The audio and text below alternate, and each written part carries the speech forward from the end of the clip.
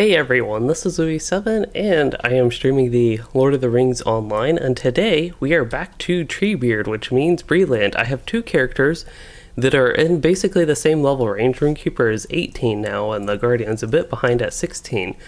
So I wasn't entirely sure which one I wanted to play today, and I see that I still have both of them in the title, and I put up a poll on my channel this morning and Guardian barely got more votes than Rune Keeper, so we're at least going to start off with the Guardian, but I might switch to the Rune Keeper at a later point, especially if people who do happen to watch the stream as it is going, if they want to see Rune Keeper, you can comment that, and I guess depending on interest, I might switch a little bit early or a little bit later, or even not at all. But to start off, we will be leveling the Guardian, which is going to be in the northern Bree fields, I think is where I'm basically ready, kind of right where I am. On the Thornley's work site, we're getting some animals, doing some things with them, so the wolves, bears, and boars, all that sort of stuff. And then eventually, I think as we head further north, we will get some orcs and the such. And then as far as my Rune Keeper, if I do switch to my Rune Keeper, that character needs to do Southern Barrow Downs. Also could get on a mount. That would be something I could do to boost my travel speed a little bit. Okay, so I don't need to focus on wolves. I know it's very easy to find wolves. Hello, hold up. Ghost Charm. Already messing up names, and that is one I actually know how to say. Yeah, there's a big wolf den in this area. That is not where I want to go to right now. I think the boars are usually the tougher one from what I remember in my past experience. So that is what I'm going to focus on to start. Maybe I can get a good bit of gathering done. So I will mix up gathering and boar hunting, I guess, as a guardian here. And we still have to kill a wolf anyway. That is okay. I realized something is off with my skill bar. I automatically press 3 is like my initial reaction, kind of a muscle memory button press, and that is because whatever this is called, force opening, is usually on 3, I think. And I think the reason for that is because of brutal assault, which I usually have earlier in the keybind, I think at 1 actually usually. Is this one of the boars that count? It counts for something at least, so we will get it. I thought because it was low level, and I thought it was low level because it was blue, but it's level 15. I killed that boar very quick. I just want to double check I'm still on the deadly difficulty. But that boar just died super quick.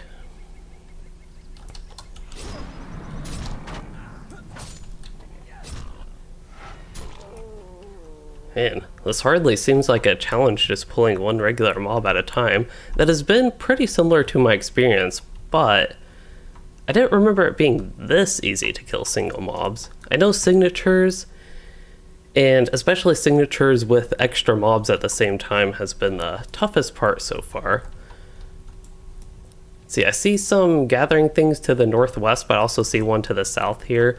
They're mainly bears. There's another one west of where I am, so we'll go to that. I don't think it would be a bad thing to get bears. It's just I already have quite a bit of progress on them and working on the boars, of course. And hello Nathan and Nater. So Nater, for you, the Bree-lands will always be your favorite zone in the game. It's a pretty fun zone. I feel like I kind of underappreciate the zone because I really like Bree-lands as well. I like the southern part where you go to like Barrow Downs, Old Forest, Adso's Camp, even Andrath, but I also really like the northern part. And it's just something I feel like because it's a huge zone and I do it all the time, I kind of tend to underrate it or underappreciate it. I will say what would it be, the prologue and even the book quests a little bit, I'm not the biggest fan of here. Which that is actually, for the book quests, I'd say the case for the majority of the low level zones.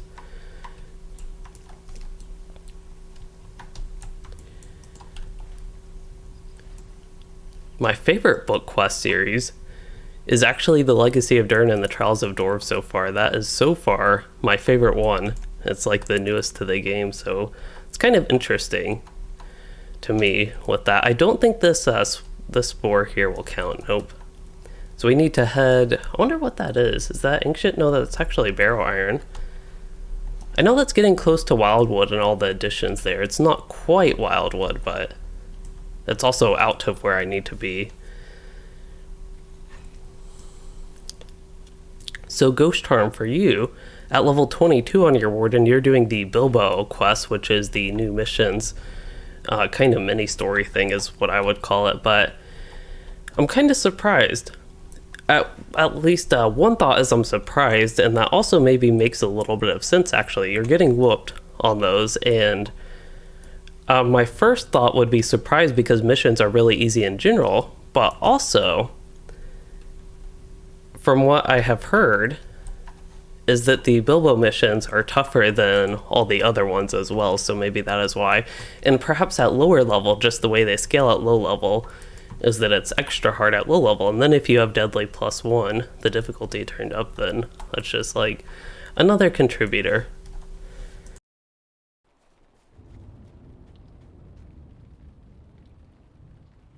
Okay, still not finding boars. It's all wolves, especially at this part. It's the wolf den area. There might be some boars to the northeast. I know there's a huge area with like possibilities, of course, up there. But I just don't remember if there's a particular area with high density of boars. Oh yes, if you get 4 enemies, that's a good point. I've noticed the same experience just on Deadly plus Deadly, plain old Deadly, tier 3 on this character. That multiple mobs is when it gets really tough. So if you have 4 goblins on Deadly +1, I could definitely see that being a lot more difficult than just like what I am doing, killing 1 mob at a time so far. And looking for boars. And hoping to find gathering nodes in the meantime. Hello Iron Arms, you said you just came back after a 4-year pause. That is a pretty decent break from the game. I hope you're enjoying LOTRO as you come back and you found the interview. Glad you thought I did a good job, thanks for that. I'm hoping to do more interviews in the future, not necessarily in that same style. That interview, I guess from my viewpoint, the goal was just to do a basic one. I think I've talked about this a little bit, but covered a wide variety of topics. Instead of what I would consider normally with interviews, you might cover a specific thing or have a specific overall theme. I guess my overall theme was to get some of the producers' thoughts on like how Standing Stone Games thinks about the game and how he, as the producer, new producer to the game, thinks about things. I guess that was an overarching goal from it. But otherwise, it was just a whole variety of topics, which I feel like was good. But hopefully, if I can do feature ones, we can have some more concentrated, more focused topics.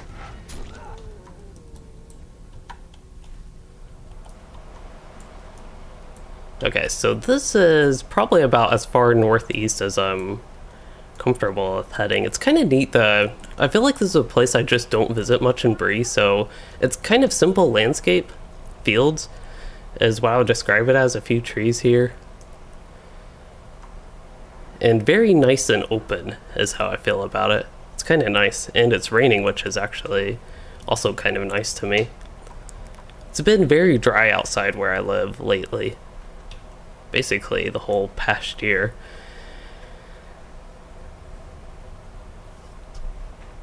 Oh, so Q, it sounds like you don't like the new area. I assume you mean as Xenobles are for the new area. I have not quite finished that. I kind of like it. There are some things that are a little bit iffy about that zone to me, but I think overall I am liking it so far. And then Void Ranger, you're wondering how well geared I am for my level. And I am, let's see, I have level 7 armor, level 7 crafted armor, so that's a huge boost. Crafted armor is like by far the best armor at this point, and I had a friend craft me some. I did make myself a level 15 sword, so that's pretty strong. Little quest bow from Iriluen. Okay, just making sure I'm not missing boars. I could even turn floating names on, get on my mount. We only need 7 more.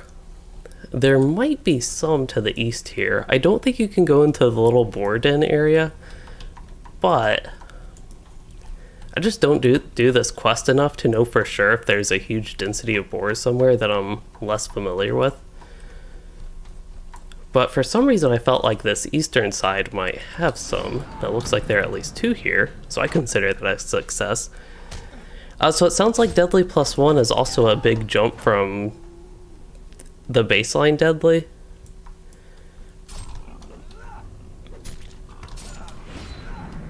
I think for the Deadly pluses, so tier 4 plus, that having a group definitely would be a good idea. I don't think they're intended for solo. And even I think Deadly 6s, they've said that they don't care too much, or I don't know if don't care is the best way to describe what they were talking about with the really high tiers, but basically they are fine with it being impossible even to do some stuff Deadly +6. So obviously it's not intended for solo. But more so, I guess if you can, then great. And Deadly +1 might be similar, just to a lower magnitude, where it would definitely be best to do it as a group. I still haven't actually tried Deadly +1, to be honest. I am mainly waiting, I feel like I've been waiting for my characters to actually get their resources to deal with that type of stuff, which my Guardian I feel like is getting close. Don't have my debuff remover, don't have corruption removal yet. I think Sting gets that component at level 20. So still waiting on some of those things. And additionally, I don't feel like there's much point in going past Deadly, past tier 3. Even if it was 1% more Virtue XP or something crazy small like that, it would at least give me something, I feel like. Here's Saradan. I did not know he had a quest for you already. Oh yeah, he does. I forgot he had a quest. That makes sense. Okay. I think if you do the book quest, if I remember correctly, that is what will take you here maybe, but I honestly don't remember. Uh-oh. Yeah, getting stunned in the Flame Strike area is not that great. But fortunately, it does not one-shot. It's kind of, I actually consider that Flame Strike to be relatively weak. I expected it, when the feature launched and the servers launched, I expected that to be a lot stronger and be like half health or maybe even almost one-shot damage, but it's not quite that much, and even on tier 9, it does not seem to be that much. Ooh, there's a Barrow Iron. That is the big thing again that I can be doing other than just hunting boars, is making sure I get all the resources along the way, because that is something I still need. And I'm at the point where this character is level 16, but I do have my Rune Keeper, my tailor, actually needing sturdy hides. So not to that point yet where I'd be getting sturdy hides. I wouldn't even have to pay attention, they're just passive drops. But for this character, I really would like to get the... Actually, I'd like to get the apprentice done, but also the journeyman. Here, a couple Barrow Irons. And then I could, ideally, make myself better weapons at the same point.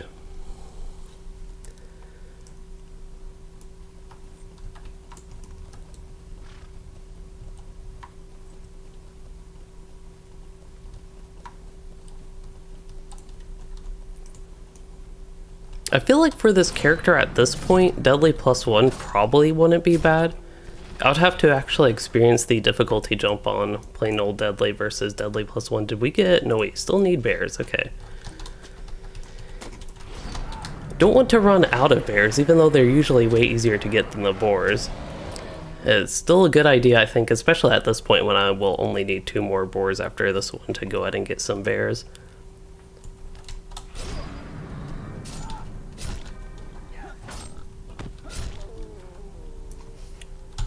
Did unlock sprint, so might as well use it. Oh, there's a silver deposit, but somebody else is getting it. As a weaponsmith, I don't need the silver. It's kind of odd just thinking about crafting. I've talked about this definitely in streams and the such, and maybe even videos. I don't find crafting all that exciting at high levels, but low level crafting is just fun to me in LOTRO. So it's also nice, I've noticed, on this character and on this server, as all my characters are low level and we're still stuck at the low level range, 50 is the cap. It's nice to actually have crafting be exciting again. I feel like, whoa, that was my bad. If I clicked my potion faster, that was basically all there was to it. I was not ready to take that much damage. The brutal slash doing 235 was what did me in there. But yeah, the wound, that's what I was talking about, resources to mitigate or manage, not necessarily mitigate, but deal with this stuff.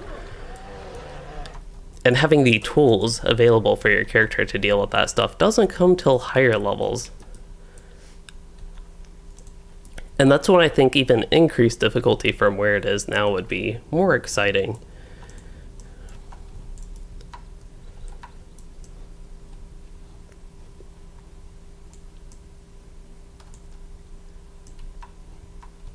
All it is are bears here.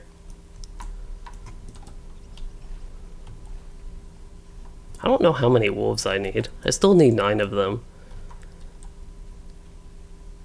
So I need 3 more bears. How far? I'm getting out of the range of boars, but I will head... I'll do one run to the far west here. Oh, that's a wolf. I feel like we've already been there, so maybe I will actually head east. I don't think I went along the northern end of this area yet.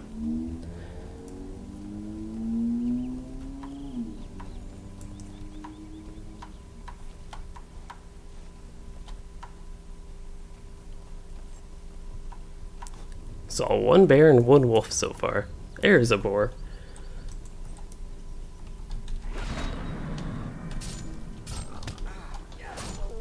I wonder how cheap crafted stuff is on the auction house. I'd imagine it's pretty cheap, like crafted gear. I could get myself crafted jewelry or something.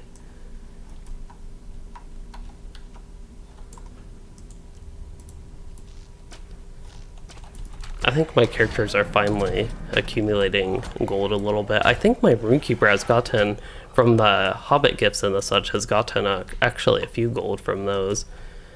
Let's see, so for boars, we could head north maybe, and get some wolves along the way to go ahead and get those knocked out a little bit. There's a corpse. But yeah, I guess the nice thing about being able to turn up the difficulty is I don't have to purposefully get my character. So there's more excitement, I guess, in upgrading my character, actually working on my gear. I'm interested to see how I can handle this. That's why I pulled all these.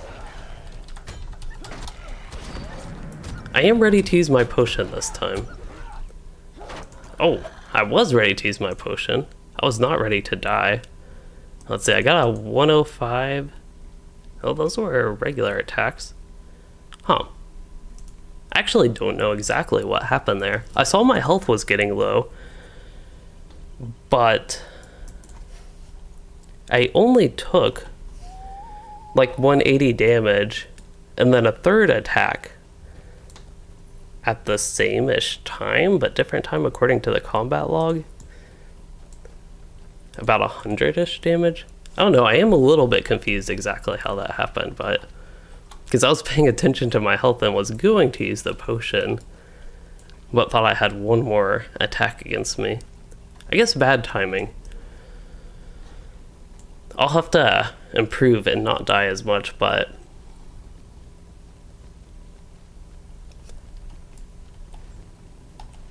I also feel like I have to die anyway. It's just the thing that happens during my streams all the time.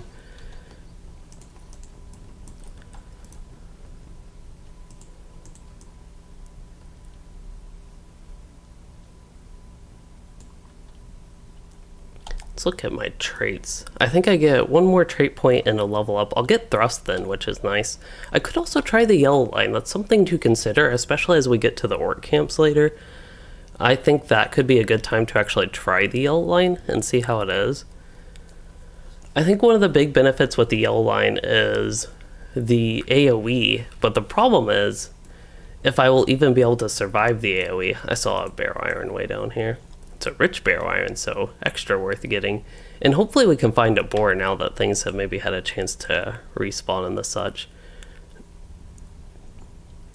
And I'll start getting some bears as well. Okay, there are 3 bears. Yeah, plenty of bears, and here's a boar. The premium wallet upgrade, I believe that is worth it, but I forget exactly what it does. As far as I know, it might put all the barterables into the wallet instead of your inventory.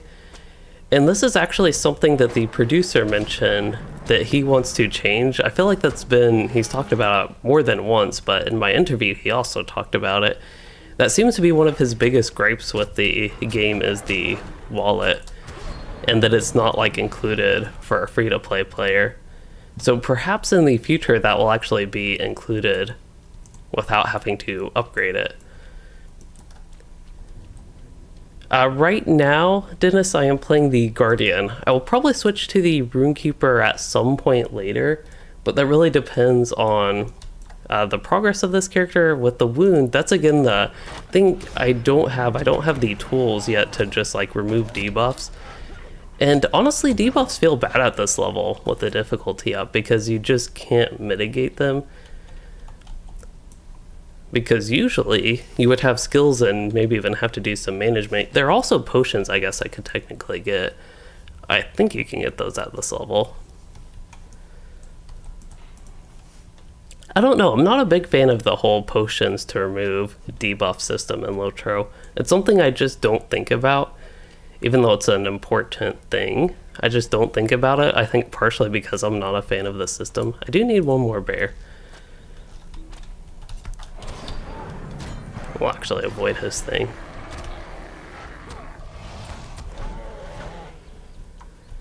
Okay, now I should be able to get plenty of wolves, and this will be actually a good time. This is the first time I've even tried to switch specs on this character. I think at this point, I honestly don't even know what debuffs I have at this point. We'll go with those. Force opening can go right back where it was. We'll put that at some random spot for now.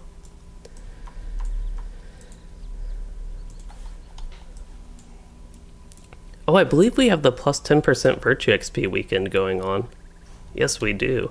Which means I can safely use my Virtue XP boost, but at the same time, I'm like way over on a lot of my virtues, and I should go ahead and equip some. Probably Valor at this point. I don't know. I gotta try to pull...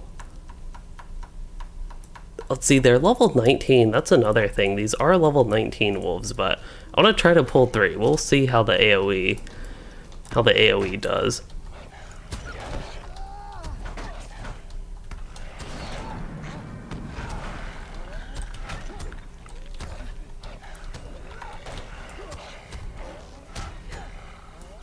Well, I killed them. Don't even notice much damage reduction, and again the AoE is the big thing. So it looks like there still is the bug, unless they actually made it an actual feature. Let's see. Yeah, I think it's still a bug. So there is this debuff that you can apply as a yellow line guardian, take to the heart. So that debuff, just as it says, it's a toggle skill, and your target will have a reduced hit chance. They have an increased miss chance, and they're susceptible to more potent versions of your debuffs. But there's this trait, Flash of Light, which as far as I could tell I was doing Flash of Light damage, but I should confirm that. Yes, Flash of Light, you're not supposed to get this until you have 20 trait points into the yellow line. But for some reason, for a long time in LOTRO, this has applied.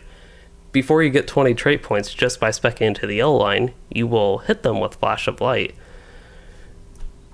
So that is still a bug, and that is one of the reasons Yellow Line Guardian is so great at AoE, and so great at AoE at this level even, and why they're so great at damage. Now, Flash of Light itself was actually debuffed relatively recently. And another thing you can do is you can actually spread the Flash of Light debuff, so now it's on 2 enemies at once, and if I use an AoE, it will trigger the Flash of Light on both enemies and basically do a lot more AoE damage because of that. I thought I got my last boar. It must have been one that either didn't count, or maybe that's when I died again. But I thought I killed the boar. Either way, I actually need one more boar and did not realize it. But yeah, that's the, I guess, strength of the Yellow Line Guardian. But again, it's very AoE dependent. In single target fights, Redline, in my experience, is still better. At this level, the differences are very hard to notice, though, I think, even in single target fights. That's mainly, I would say, starting at level 30 is when you may really notice the difference based on my time leveling my Guardian last year and a half or so range. Year to 2. That is when I started getting into my Guardian more on Anor. And then that Guardian got to the point where I just abandoned characters in LOTRO. And that's one of the reasons I wanted to make a Guardian here, because I really like the class, especially the red and yellow line. But then the Guardian I had... Yeah, the Guardian I had was abandoned, so that's why I wanted to make this new one. I really like the class. And I wasn't playing the character I had because... Oh, how convenient. Because of the issues at that point. So it's nice to be back on the class. What do you need? There's another something over here. So let's see, as far as quests go, we have to go way north. We have to collect boar heads. I believe that's for a totally different quest. I just passed this up. There it is. Yeah, I don't know why, but I guess I know why. But virtues at low levels feel really bad to me. One reason because I can't equip 5, but that's a passable thing. It kind of makes sense. But the real reason is because deeds go by really fast at low levels. You get lots of virtue XP, just get lots of deeds done pretty quick at low levels as well. So leveling your main 5 virtues is super easy at low levels if you are completionist style, which is really, I feel like the style the server is geared towards. So then you get too much virtue XP. Of course, right now that this character is leveled up and my virtue cap is a little bit higher, not running into that issue, but as you all see, determination, discipline, empathy, and charity all got virtue levels that I did not want them to get. I would rather those virtue levels just go into like fidelity, loyalty, wit, valor, honor, and perhaps if possible, a mechanic that they could actually make that feel less bad to me is that you could level these virtues up as high as you want, but their effectiveness is based on your character level instead of the actual level they can go up to. And I think it just feels bad because virtues are very important to get high. It's a lot better to have a single virtue maxed out compared to a bunch of virtues like with little levels. These do provide a passive bonus, but it's like 6 mastery, 6 morale. It's basically nothing at that point, and even the stats they provide. I know these are all low level anyway, but like a level 2 virtue compared to a... Let's see if I even have one. I don't have a great one to compare to, but yeah, let's do a 6 versus a level 0 virtue. It's like 4 times as high there. So maybe another one. Let's see if there's another one to compare to. How about... I want to compare a level 2 virtue to a level 6 virtue. But I don't have any options to do that, actually. It doesn't matter too much. The point is getting the virtues high level is better than getting a few virtues high level is much better than spreading out between a lot of virtues. And I guess the additional component there is for a 6th virtue, could always work on a 6th one as a backup. But then at higher levels, when deeds go slower and virtue levels go slower, but the cap for them keeps raising, I guess the issue I would run into and have run into in my characters is that I have to start focusing on the main 5 virtues, and then I feel like all the virtue XP that got into the 6th backup one is wasted. Anyway, that is the very long-winded explanation of why I feel like virtues just feel bad at low levels. I guess this guy, we are already on this part, the escort part. I thought you had to do other things and... I don't know, just do other things. I do have all my quests tracked, all the good ones. Greenway Fort, nope, I do not. Let's do my brethren's call first. That would make sense. I might go ahead and abandon all the Adsos camp quests. Might go back there still. Of course, my character is low level for where I am. Don't mind being under leveled even with the difficulty increase. I'll probably also go to Barrow Downs on this character just because it's so good for deeds and the such. Talking about deeds and virtue XP, Barrow Downs is great for that. and completing out Bree-land, there's quite a few deeds in the Barrow Downs. So I'll have the group experience with the Rune Keeper and the solo experience with the Guardian there. Which is almost the opposite of how it would ideally play out, just because I feel like the Rune Keeper could handle that better, oddly enough. What can I do for you? Maybe. I don't know at this level. Maybe at this level, it seems like the yellow Rune Keeper might still be too weak. Okay, so we actually have our quest now. Let's track that one again. All these are good to ignore. Quests are being managed somehow.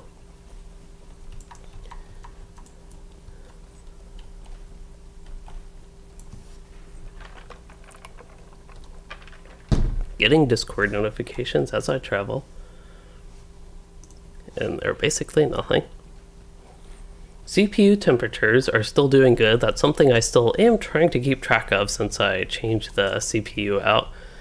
I just noticed some pretty nice colors going on, so I want to get some screenshots. I need more screenshots just in general on the server for these characters and the such anyway.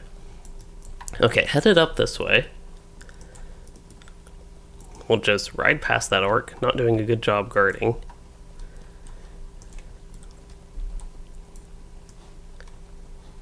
Yeah, they just let anybody run by them, it seems like. There's the NPC I need. I almost feel like trying to sneak past these orcs, but I'll kill them. I'd have to kill them anyway. Okay, we'll go ahead and start the Escort, maybe.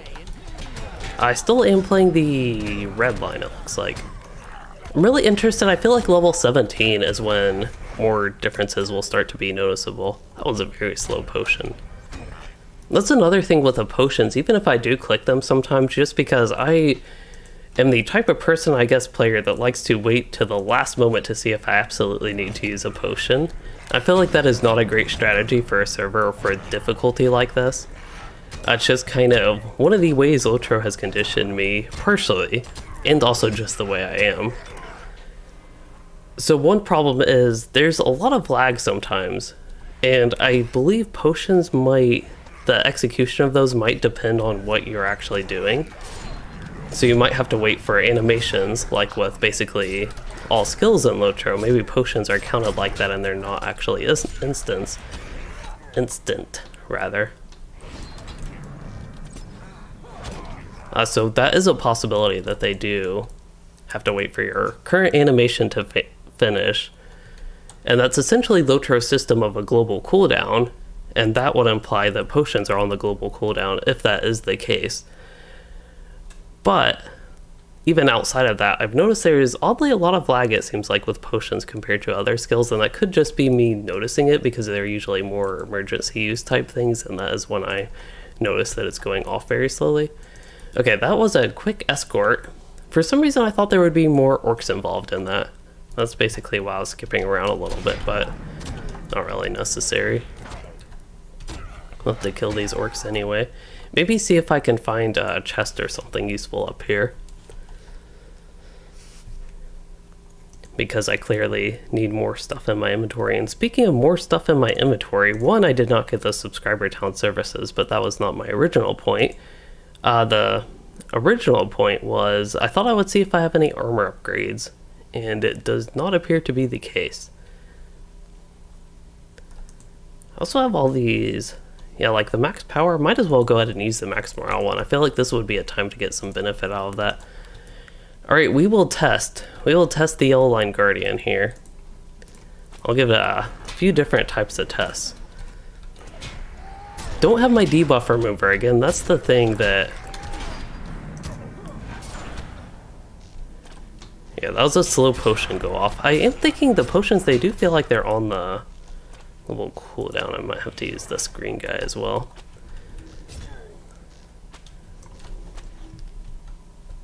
I'll have to face them. Hard to do the keybind and kite at the same time with something like that for me. Okay, I'll have to just run. Yep. We are running. I want to get that prowler. Okay. Unfortunately, that did not go too well. The yellow guardian did fail me. I wonder if I did go with a one-hander and a shield. I would kill things slower. That's what I feel like would be the big issue if I did that, is I would kill things slower and not get too much benefit of the defensive boost. Also, oops. I don't know what I hit to attack them, to be honest. I did auto attack. You maybe? Did I press U? Why? What was I trying to press? Was I pressing my inventory? Shield skills, they actually do pretty good damage. That is a good point. They do really good damage, I think, now. They were recently buffed, Hansu, so I don't actually have a shield, it looks like. But yeah, you bring up a really good point that I forgot about. The shield skills did pretty decent damage, I think, before relatively. I think it really tapered off at high levels like many skills in LOTRO do. But they were buffed, and kind of insanely buffed. Some of them were really crazy damage buff. I think Shield Swipe, if I remember correctly, is an example of one that had its damage like doubled to tripled, somewhere in that range, 2 to 3 times the damage as before. And just looking at the number compared to one of the stronger skills I have, which is oddly Sting. Don't ask me why that's one of the stronger skills. Actually, just kidding, it's not one of the stronger skills. I think, okay, the thing with Sting is you can use it so quickly. That is more so why it is strong. I actually noticed this in a single target situation. I'm missing Overwhelm, which is a pretty good damage output in the red line. Even when you don't have to convert the bleed, it's just a lot of upfront damage. If we compare once again to Shield Swipe, this would actually be something that doesn't quite compete with it, but it's probably the second strongest skill I have. Oddly enough, Shield Swipe is the strongest skill. Except actually, Shield Swipe probably could do that. Okay, let's try 4 enemies? There's no way that could work out. Oh, especially with respawns. Oh.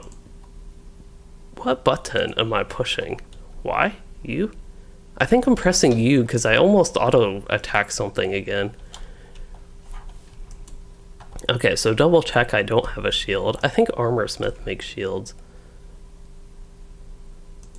And I can make myself shield spikes. Not useful if I don't have a shield.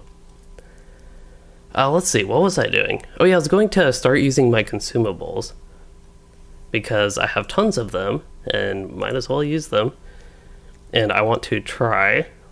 I feel like I have to challenge myself.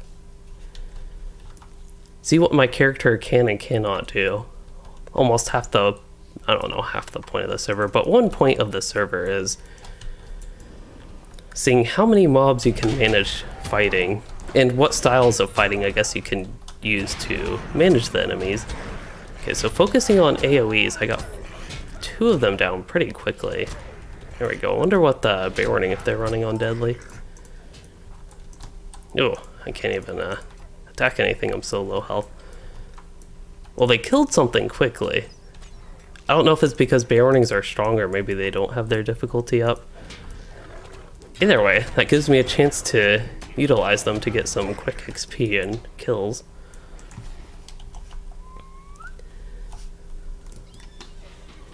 But yeah, I think that's one of my experiences on this server is to see how much or what you can actually manage with the difficulty up.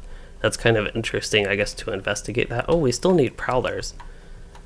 I did not realize I still needed 1 more orc after all that. I actually thought I was already done with the quest, and I was just going to try to kill those orcs again to see how I would do doing that. I think the prowler, no, there's a prowler. Okay, we'll get that one.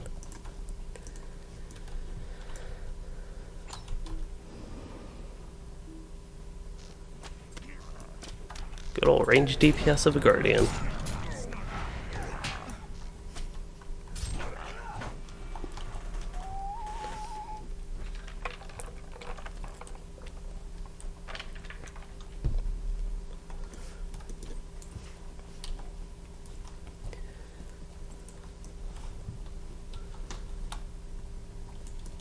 I need a new outfit for this Guardian, but I just don't think I'm quite at that point where I can start looking for one.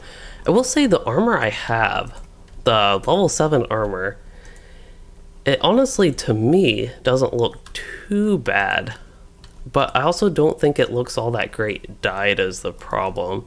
It's just not something that would last. I think it'd be interesting to use that temporarily. But because I have this set that I haven't used for a while, even though I consider a little bit more captain looking cosmetic, it does give me something, I guess, nice and different for this character.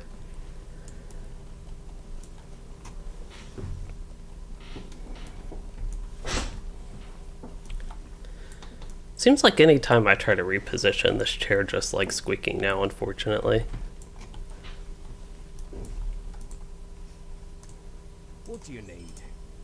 I feel like I need to, lean my back. Unfortunately, when I lean my back, Greetings. I'm like way down on the face cam, but I guess that's okay. Would you do something for me?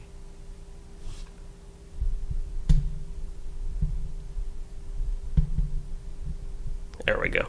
I could not see the screen actually. So I have one more quest turn in. I don't remember exactly what I get. I think I get something else in that cave area, but maybe that is later. We'll have to... I did not think that would block me. I would not have run into it if I thought it would block me, but anyway, I feel like I get one more quest. I don't know, 2 more quests, but I feel like I get something else, something extra than just the supplies and defeating orcs. I know there is a boss signature guy you have to kill there, and then eventually you go to the cave. For some reason I'm feeling like the cave is later. Yeah, Red Reaver. That is the one I need for right now.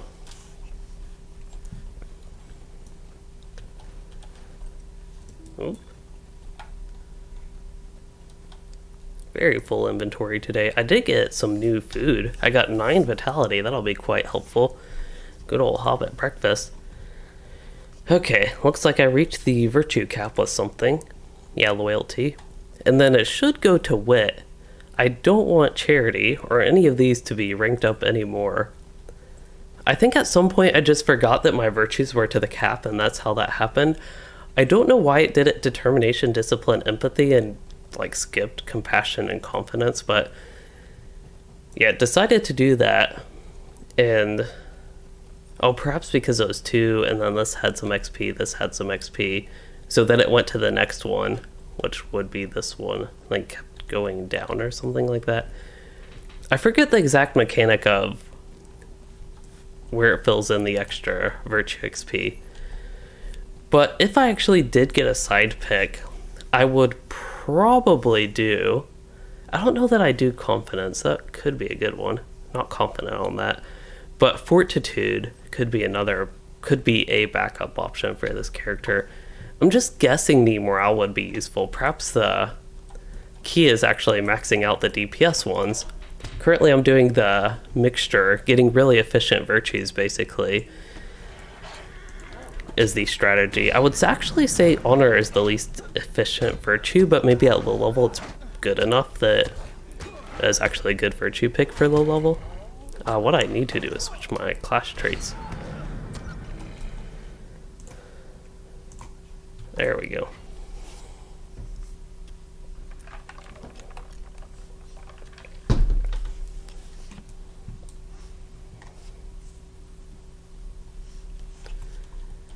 Okay. Why do I feel like something feels off here? There we go, that is why. I had to go a little bit more north. This looks more like the camp entrance that I'm used to. By the way, I hope y'all can still hear me. If there are audio issues with me just leaning that far back, do let me know, but I can move the mic a little bit closer. I think it was getting a bit far away, but I'm mainly doing this because it is quite comfortable, even though it's almost harder to pay attention to the game. And good for the back, essentially.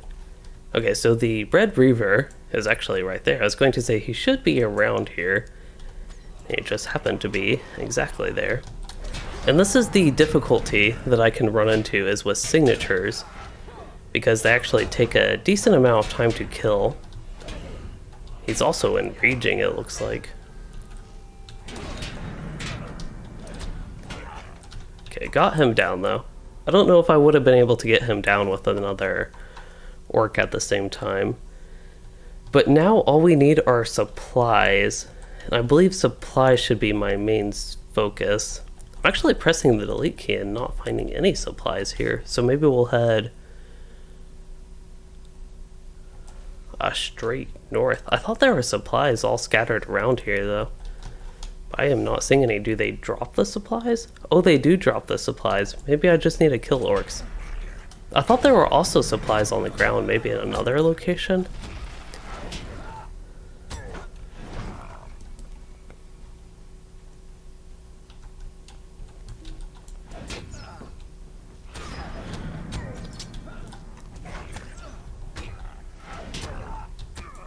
That ranged orc is going to get me. That is the problem with sitting back in a relaxed position like this, I guess. Harder to pay attention to make sure I'm actually doing the stuff I need to, gameplay-wise. Yeah, the archer. Archer is no good for me. I don't know if I'd probably rather use this than a debuff remover. I guess it wouldn't have mattered, that 219 would have killed me anyway. I did not realize I was in range of the archer. That is unfortunate. Unfortunate result from first running away from the archer, then using the potion, and then finding out I'm still in range. The mobs themselves are harder. If you're wondering, Hunsu, the difficulty that is going on, that debuffs your character. So essentially it makes the mobs harder for you, but it debuffs your character is the actual mechanic of the difficulty, turning that up to deadly.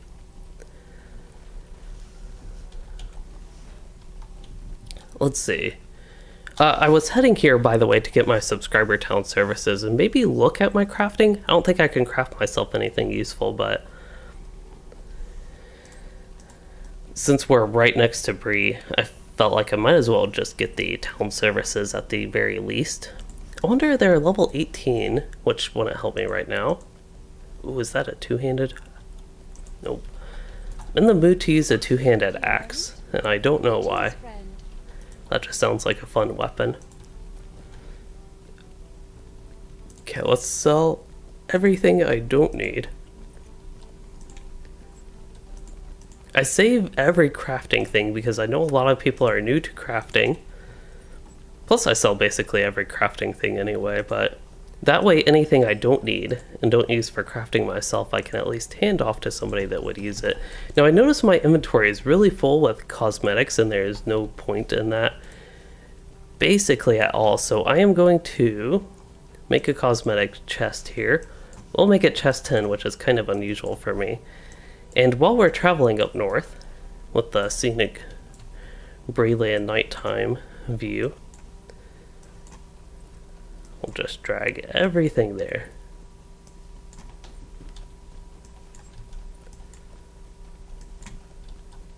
I don't know why, but it feels like the middle of the day for me. And it's really weird because it's 7:47 p.m. But it feels like I'm doing an early afternoon stream. And I'm kind of just realizing that it's actually way later than it feels.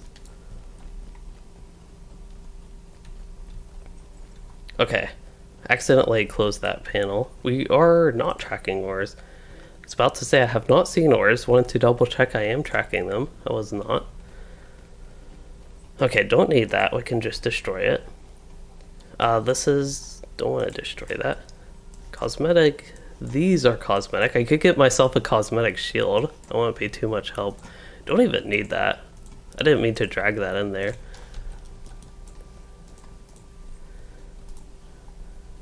Hopefully I don't get in combat with the boar. I don't think I will.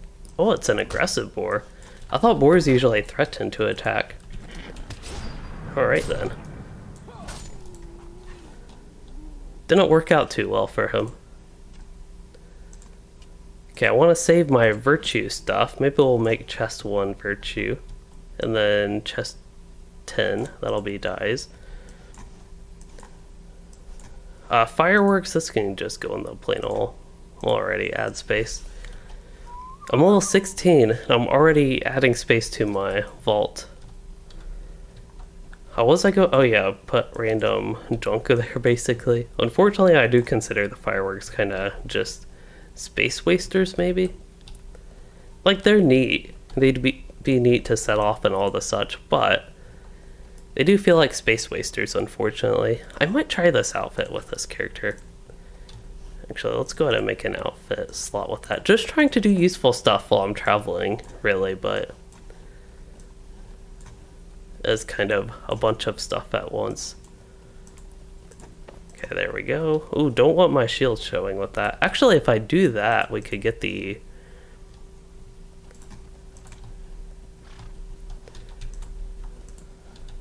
I don't think this shield matches, but that way I can have something on my back just add a little bit, and we can try that outfit for a little bit maybe. Now put it in my vault, and there we go. I think that's a clean enough inventory. What's this? Out of combat run speed? Might as well use that. And here's a barrow iron, and now I will start paying attention.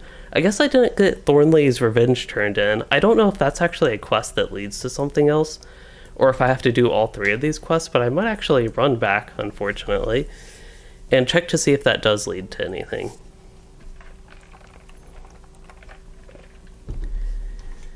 And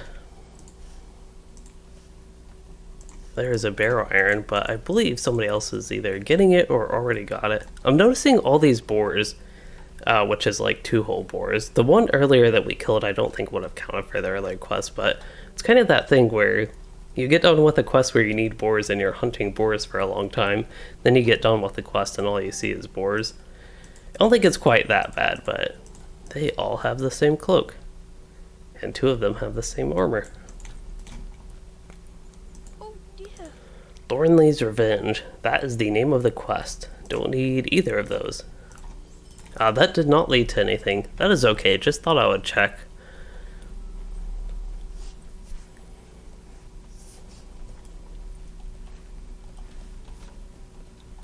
Okay, back to tracking ores. I do wonder, we can look at my crafting. Oh, I've actually gotten tons of barrow iron. I did not realize I've gotten that many today. That is enough to at least get me done with the journeyman tier. Ideally, as a armsman, I would master prospector. Actually, it's not the biggest deal to master those, but ideally I think I would. And then weaponsmith, I would also want to master that. It's a bigger deal, I feel like, with that. I guess the reason to master prospector is just completionist for that, but you get a very small chance of getting like more ingots, which isn't the biggest deal, but I guess it's something to potentially increase your resource output. Hello, salmon fire. Once again, if there are any audio issues with my microphone and my sitting position for the moment, do let me know.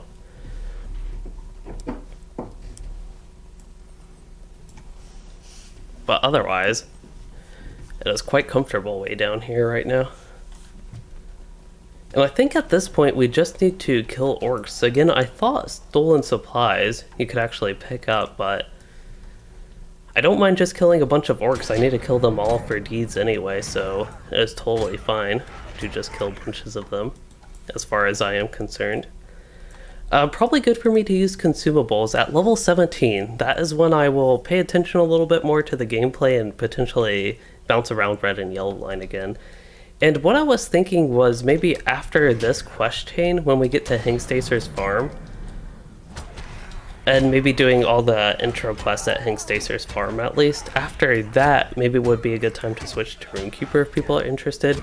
Maybe I will put a poll up, since that is a thing you can do now on YouTube finally.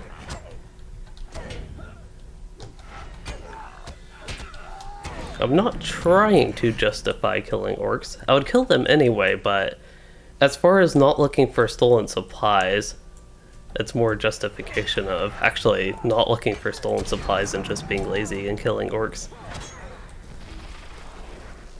That archer is actually going to be tactical, which means I have to wait for my health to restore. There's more cosmetics I could put in my vault. Let's actually put that on my keybind so I can quickly get to it. I see somebody is killing an orc, I should help. But I need to put stuff in my vault at the same time. Where did it go? There it is. Okay, that's all I wanted to do. I'm guessing this hunter is at higher than base difficulty just because things are dying slowly. They might even be really high tier. I do not know. Yeah, they're deadly +1 actually. And they have... oh, that's a subscriber town services. Subscribers dog buff. Back this way. I forgot there was not an entrance to that second level of the camp over there.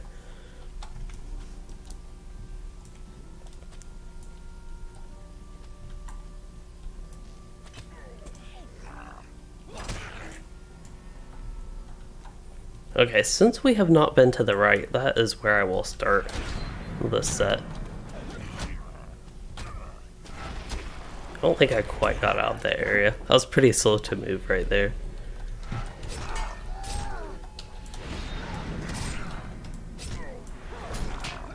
I want to get one of my characters. If I focus on 2 characters today, I guess I should restart that sentence the way I intended to initially. I want to get one of my characters to missions level, and I feel like my Guardian would be a good one because I want to quest in North Downs on him, so I could use missions to get some extra XP to get North Downs level, and if I actually need to fill in any gap, it would be really great to get him to level 20 and do that.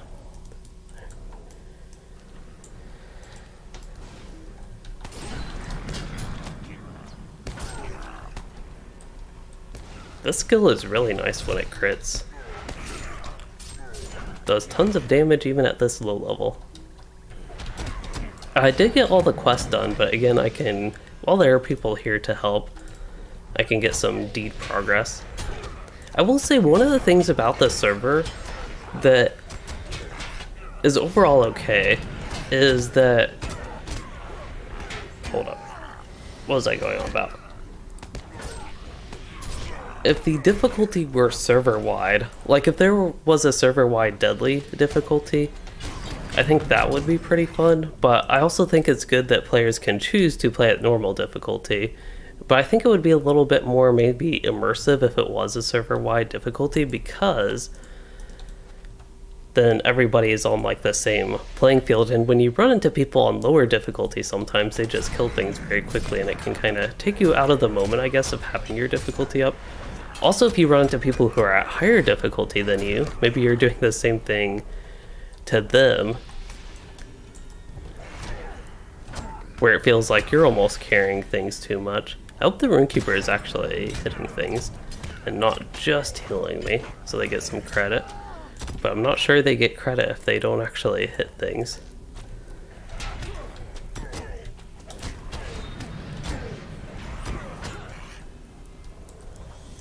I think they're in healing spec actually. They're using all the blue line stuff. So I think one reason to not make it server wide is because it is a completely optional thing. They wanted people who didn't want the difficulty up to not have to worry about that. I would maybe be interested in a server at least that did deadly minimum.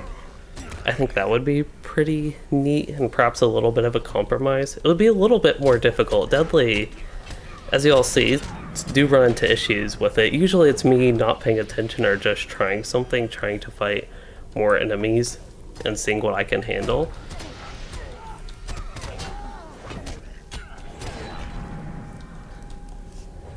But again, for people who don't want the extra difficulty but still want the other benefits of a legendary server, I think that would be one of the big reasons against it. So what did I get done? I got done Enmity of the Orcs, okay. Grace of the Firstborn. Racial trait, I believe? Oh, I did level up. Oh, 10.5 combat run speed. That is a really good one to get, actually. So we got Thrust. This should be a nice bleed to have, yet at the same time, I'm actually not sure its usefulness at this low level, besides when I'm dealing with signatures or elites. Not that I'd ever deal with an elite solo with the difficulty up. That is the concern, I guess, of if it is useful or not.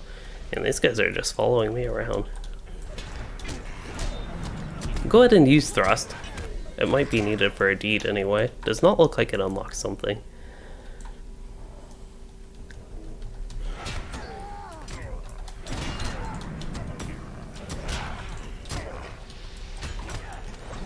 But yeah, I think at this point, because of the immediate damage Overwhelm does, it's actually more useful than Thrust usually.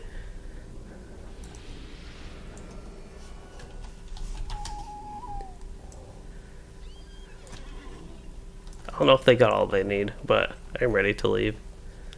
That's also one nice thing about these servers is you run into more people, but also you have moments like that that are very MMO feeling, where you just run into random people. Oh, I almost remember this barrow iron deposit from back with the original legendary servers. At least I feel like a very similar location to this, there being a buried barrow iron there. I don't know if it's actually happened or not. I think it's finally time for me to get up. I almost said laying down. It almost is like laying down, but just having my chair way back. Comfortable, but after a while I do feel the need to sit up a little bit.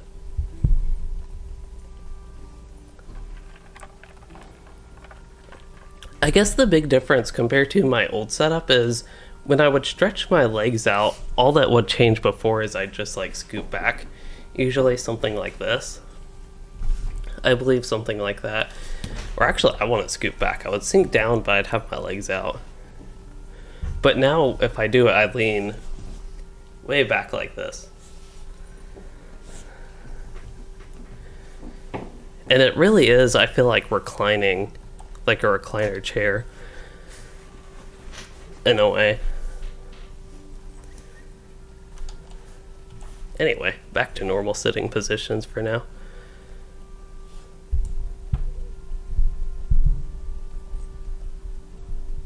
And I think I have the mic repositioned.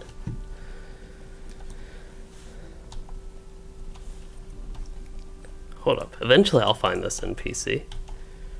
And I don't know if he's the one that will give me additional quests or if I actually will have to go back to Thornley. No, it looks like he gave it to me. That is good. No issue, I guess, with turning in the Thornley or whoever it was down there quest. Or barrow iron. I'm getting a lot of barrow iron today. Pretty happy with that. I've also gotten a lot of silver. Wow. Usually silver, even though I'm getting a lot less still than the barrow iron, it's usually even rarer in my experience, it seems like, but that's pretty good. We do have a jeweler in the kinship that I can send that to, who is obviously not on. Yeah, so for the point on my player note, if anybody could read that, it says Luian, aka Luian. The issue with naming a character Luian, L-O-U-I-A-N, is that LOTRO considers it gibberish because there are too many vowels in a row. So I have to name him with a Y in the middle, so I just do actually Louis N. It's supposed to be Louis plus Guardian. We're back at this one. Ooh, it's silver this time. I'm getting itchy nose. I think that barrel will hit me with that, yeah. What does the fear even do? Oh, -9 fate and 9 will. Not that much.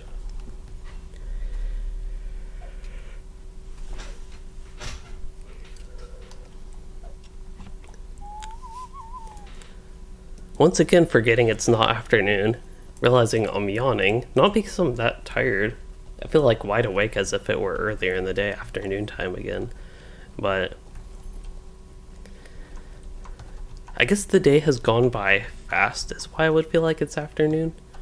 Or just because it seems like on weekends usually I get around to streaming earlier than I have today.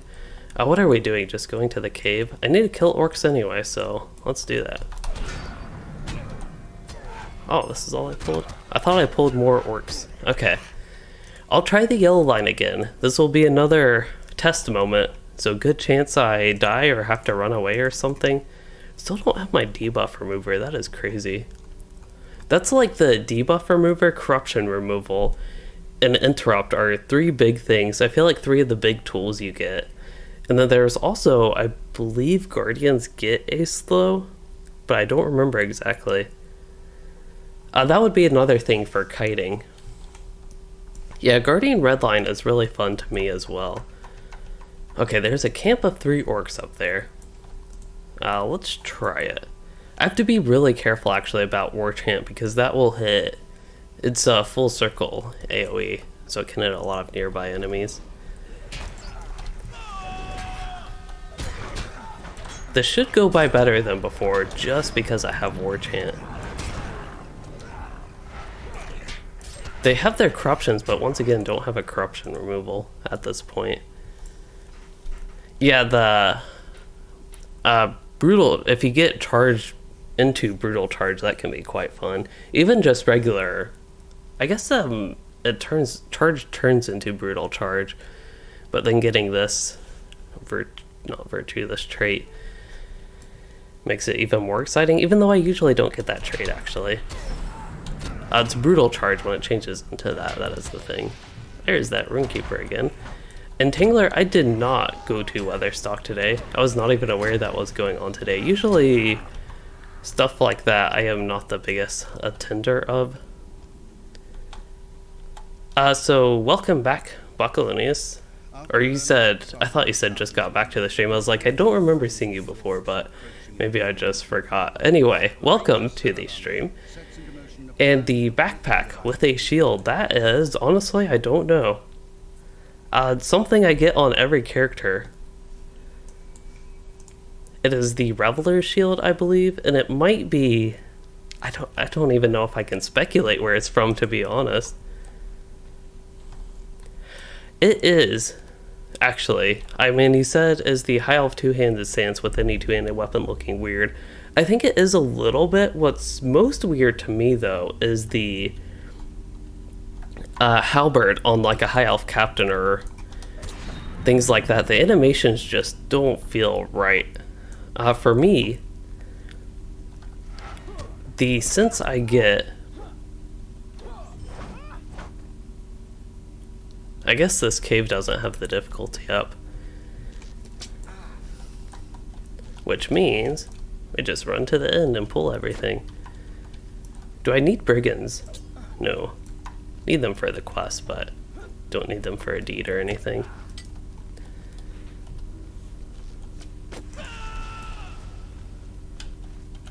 And I need to be sure I kill 8 brigands.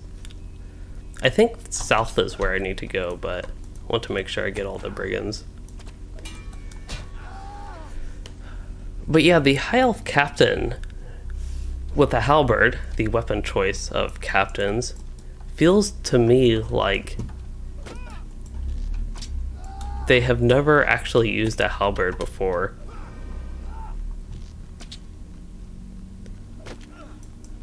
So if you're talking about like a running animation, kind of like I am right now, I could actually see that being a way to hold it. Seems like it would take quite a bit of strength to do that, though. I think the High Elf has some pretty neat animations, though. At least not using a two-handed axe or halberd on a captain specifically.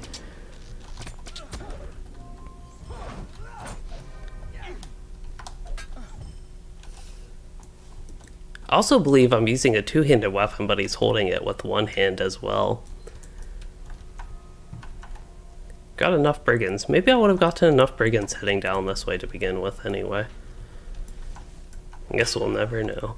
Or we will know, we'll just count them. 3, 4, 5. I don't know if I would have gotten 3 just at the entrance. But anyway, here I am with all these. The difficulty again does not apply in instances like this, which is really weird because a lot of solo instances, if you run like a Wildwood 3-man solo version, or if you run a mission solo, the difficulty does apply. But then in quest instances, such as this, it does not apply. So it's kind of inconsistent, actually, when it does and does not apply with the instances. But in this case, it does not apply, is why I'm able to plow through that and AoE all them and not die, essentially, there. Okay, I have to challenge myself once more. We have to try to kill 4 mobs.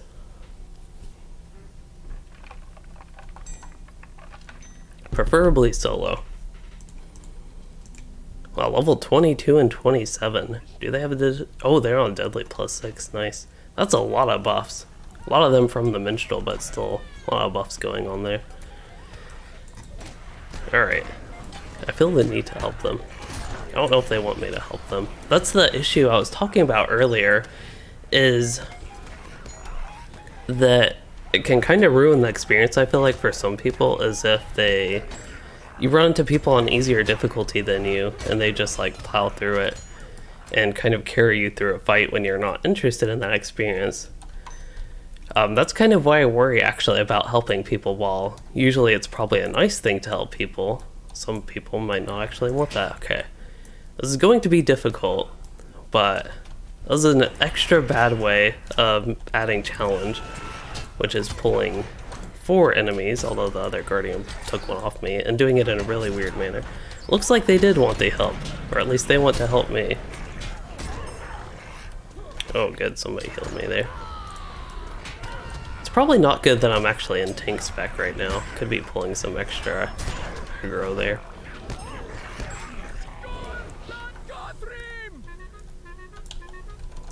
Alright, back to Redline.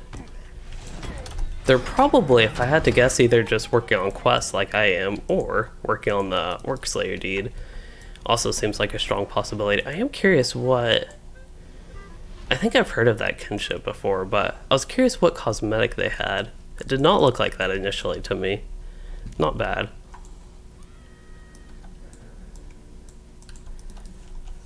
I wish I had my debuff remover. I know I keep repeating that, but it's something that just, again, feels extra bad to me, I guess, at this low level.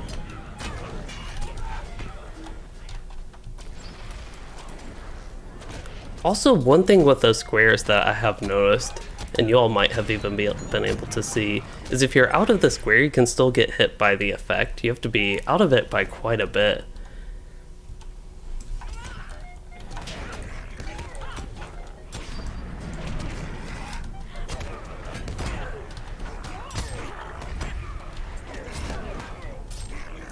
They are a guardian, right?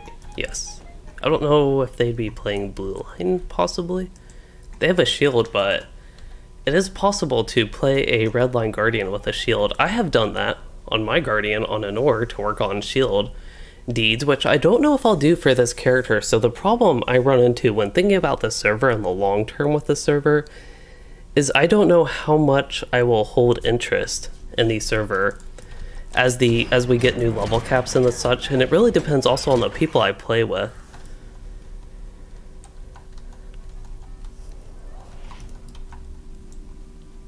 How much they will play on this server in the future and all that, so I just don't know, and I don't know if I want to put in, I guess, the effort and thought even into building this character for long term.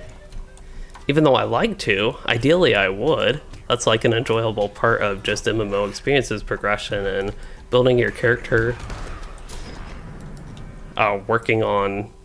Actually don't mind. A lot of people, when I talk about trait points and the way you acquire them, I overall don't mind doing class deeds for that because it's something related to your class. The problem I run into with something like West Rohan or Central Gondor or trait points being in book quests is they're kind of unrelated to your character, unrelated to your class. So it seems like, to me, book quests should be more about story and getting story progress rather than class progress, like ideally to me.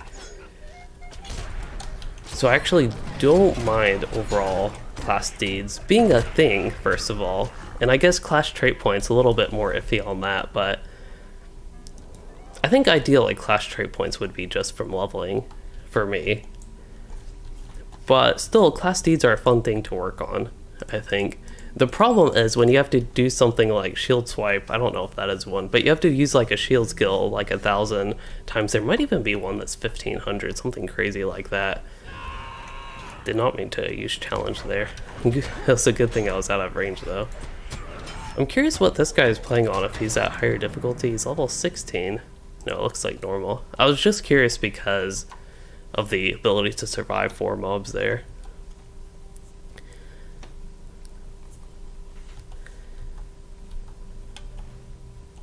Okay.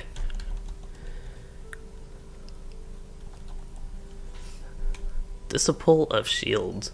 That is a boring title to me, unfortunately. Both of those, Apprentice of Shields and Disciple of Shields. Disciple? I think it's Disciple, not Disciple. I'm pretty sure it's Disciple.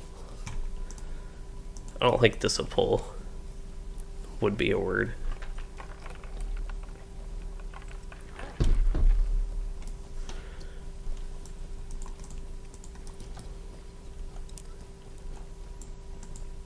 The Warden one's actually pretty neat.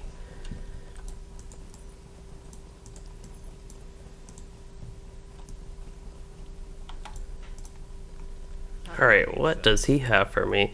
He has a great axe, which I've been wanting an axe, so that is very ideal. We'll just get the axe then. See what it looks like. That is not a bad looking axe, especially for LOTRO. I really like the level 45 class quest hammer, two-handed hammer for Guardians.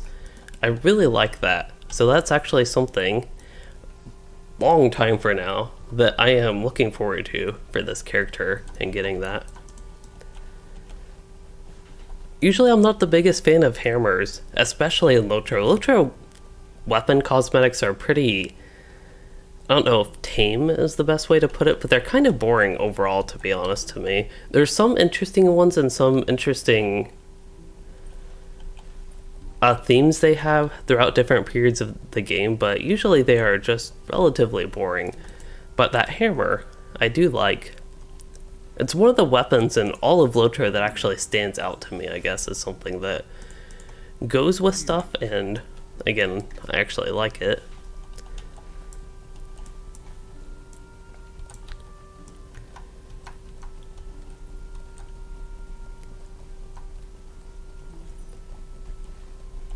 Okay, so headed north. As I mentioned,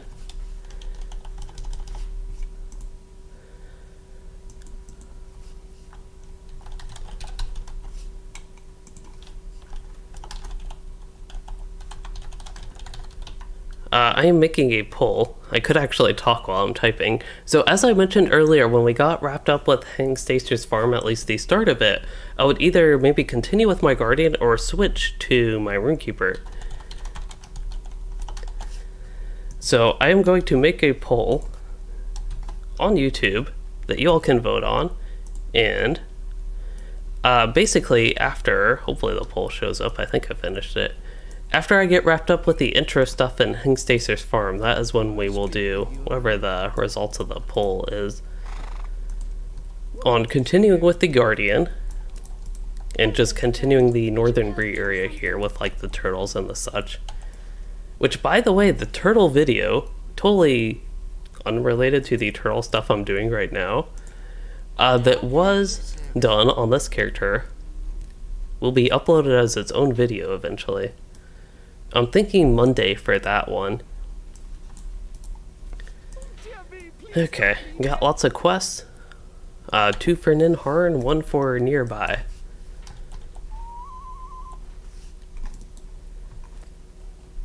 And Red Guardian versus Yellow. So far my experience is basically Red line because I can't take advantage of all the good AoE stuff from the Yellow line because I just die too quick. That is, at least at level 17, my experience, I think overall, is that Red line is still better than the Yellow line overall, but the differences are really minor at this level, where it's even a little bit hard to tell, I think.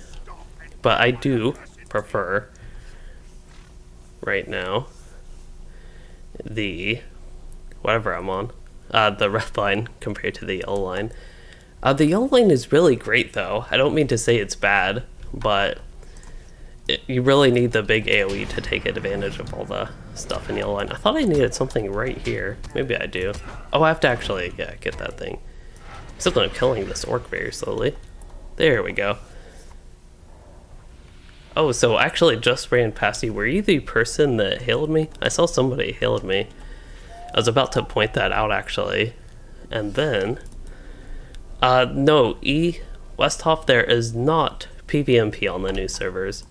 I think it'll go the same method as the legendary servers, the other ones, the Nora and Ithil, and not do it on them. So for you, Luke, you feel like the red is slightly underpowered at this point.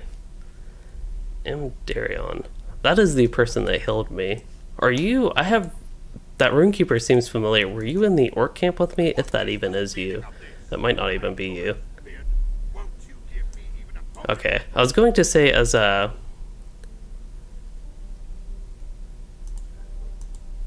I thought you were like a guardian that sounded like, and that was a Rune Keeper, but thought maybe a different character.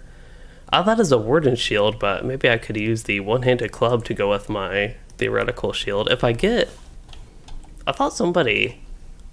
Aha. I just remembered this. I am level 17. I have been playing for an hour and a half today. And I just remembered somebody crafted me level 15 gear. The same guy that crafted me my level 7 gear. So I could have been slightly stronger this whole time. Looking at my... Let's just look at Sting. We'll see how my morale changes as well. I don't think there's a way you can anchor that. I'm at 1679 morale. And we will look at the damage change of Sting before and after equipping the new gear. Very slowly equipping the new gear. Okay, I believe that is all. Double check that everything's actually an upgrade. Yeah, didn't equip the boots. And the gloves, I would say they are an upgrade overall. Definitely, that was a huge upgrade with the pants. That's an upgrade. Okay, Sting before and after gains 8 damage, a little bit less than 10%, and my morale is also roughly 10% or so. Upgrade, so pretty decent there. Okay, what do I need to do? Recover some notes. I believe I need to kill some orcs for that. So we will kill some orcs. Right now we have on the poll, we have only 6 votes. That's not that many. We need more votes on the poll. I don't feel like 4 versus 2 is a great sample size to really favor switching to the Rune Keeper, but so far, 2/3 of y'all are saying switch to Rune Keeper after we finish the intro stuff to Inkstacer's farm, which I do consider the stolen notes and the such to be intro stuff here. It's more so Ninharn. Basically, Ninharn would be the wrap-up point, or the potential switching point. And then for the Rune Keeper, I would probably play it for about an hour or so. I would maybe switch to Southern Barrow Downs. The tough thing with the Rune Keepers, I know I will miss next week's kin event, but if the next week's kin event is not Southern Barrow Downs, then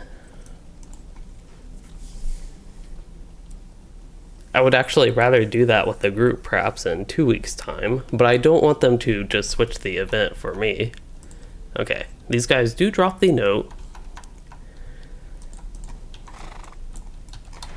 Thinking back to Louisden, very randomly, and the last stream I did on Louisden, basically, that was not 21,000 whatever damage. It was just 2 really big numbers right next to each other. But on Louisden, I was running into difficulty, I guess, with update 30 content and dying, mainly because of goblin sappers. Those things are just deadly on their own without turning the difficulty up.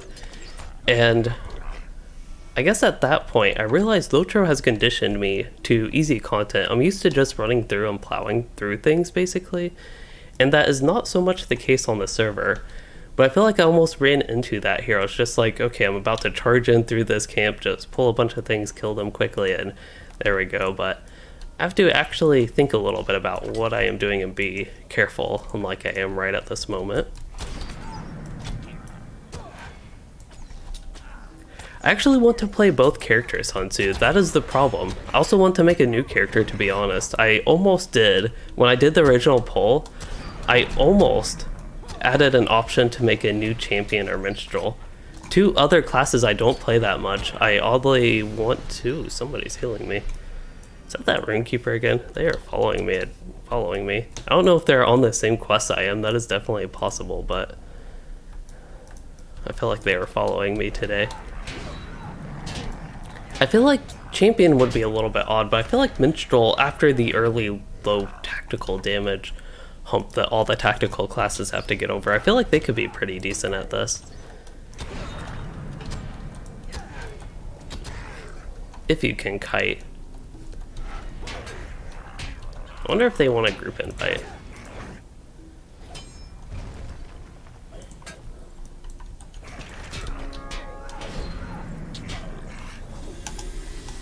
Let's see if they're on the same quest I'm on. They're on a later quest.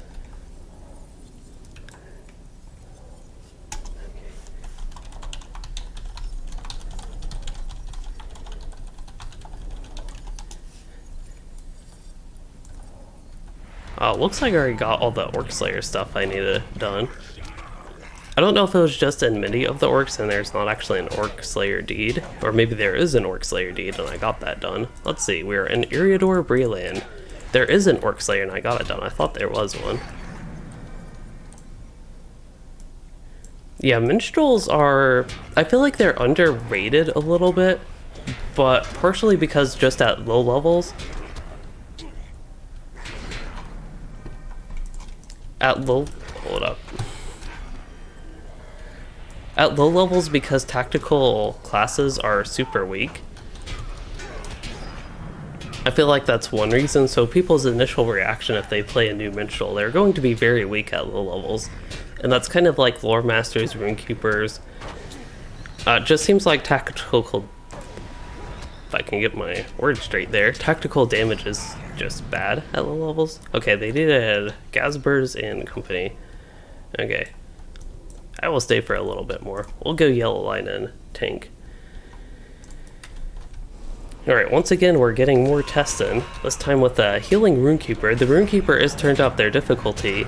I believe they don't have any base difficulty, but because of the way that it works if you fellowship up, they take the highest difficulty of whoever's in your group, so...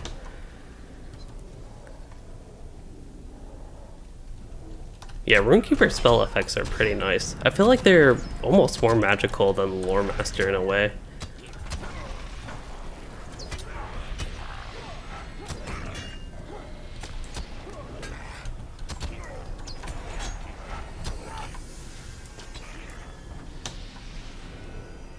Actually shot something and got the killing blow at that.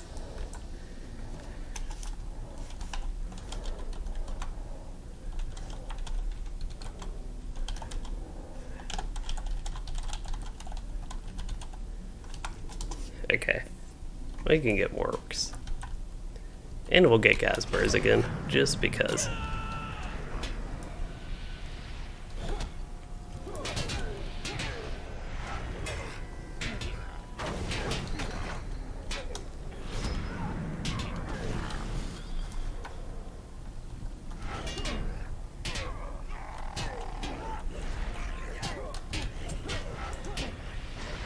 I don't think there's any milestone or anything at Ninhard. It's just a far off place. See one orc back here.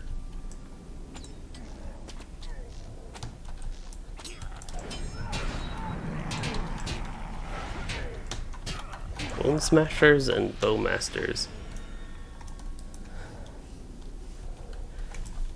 That is what we need to look out for. Which I assume the Bow Masters are of course the ones using the bows here, the skinny orcs, and the Bone Smashers, yeah, the big ones with two-handed axes. The problem here is the archers are not running to me. They needed 2 Bow Masters and 5 Bone Smashers.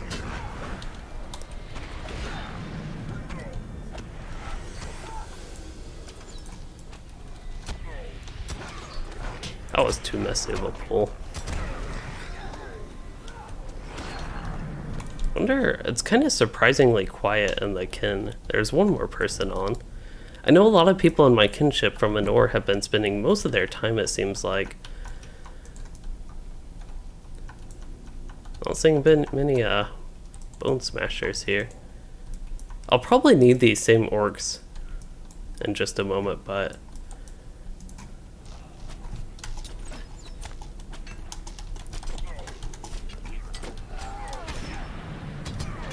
don't mind helping the Rune Keeper. get more orc kills, and I feel like that's a Treebeardy thing to just grind enemies. I don't know grind enemies, but kill enemies.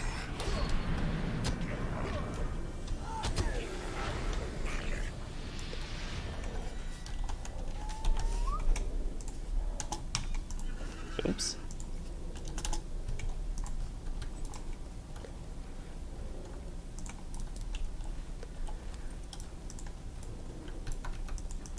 There's a bone smasher.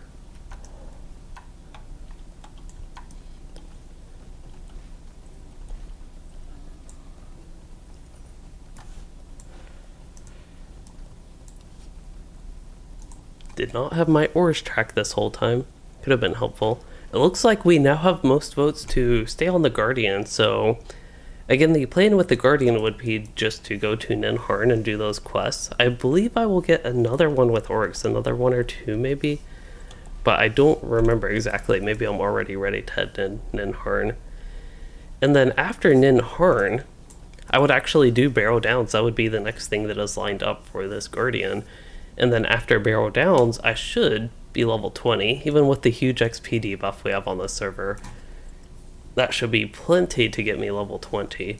Especially considering you can go, I don't know what it is, maybe 15 to 20 to 21-ish doing Barrow Downs, if you do all the deeds and the such, which ideally I would do. Now, as we know, level 10 elites were very, very scary on just deadly difficulty. And I know there are some even tougher mobs than elites in the Barrow Downs. So I would perhaps have to actually group up for that. I wouldn't turn the difficulty down. That is not an option. But yeah, there is that concern, I guess, with Barrow Downs. Also with Barrow Downs, I guess one almost issue is running into that whole getting too much virtue XP thing.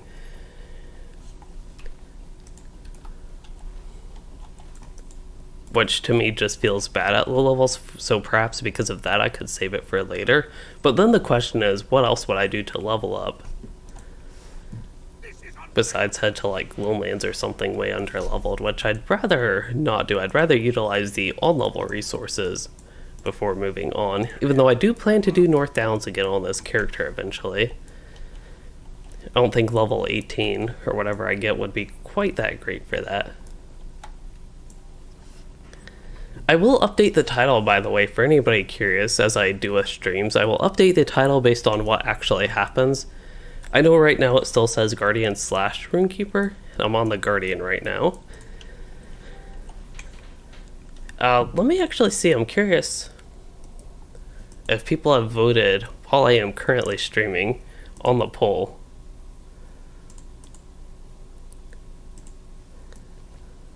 Looks like the total vote count has increased since I last looked by actually about 20. It's still in favor of the Guardian, 54% to 46%. And again, the poll on the chat here, which I will have to end at some point soon, is still in favor of the Guardian as well.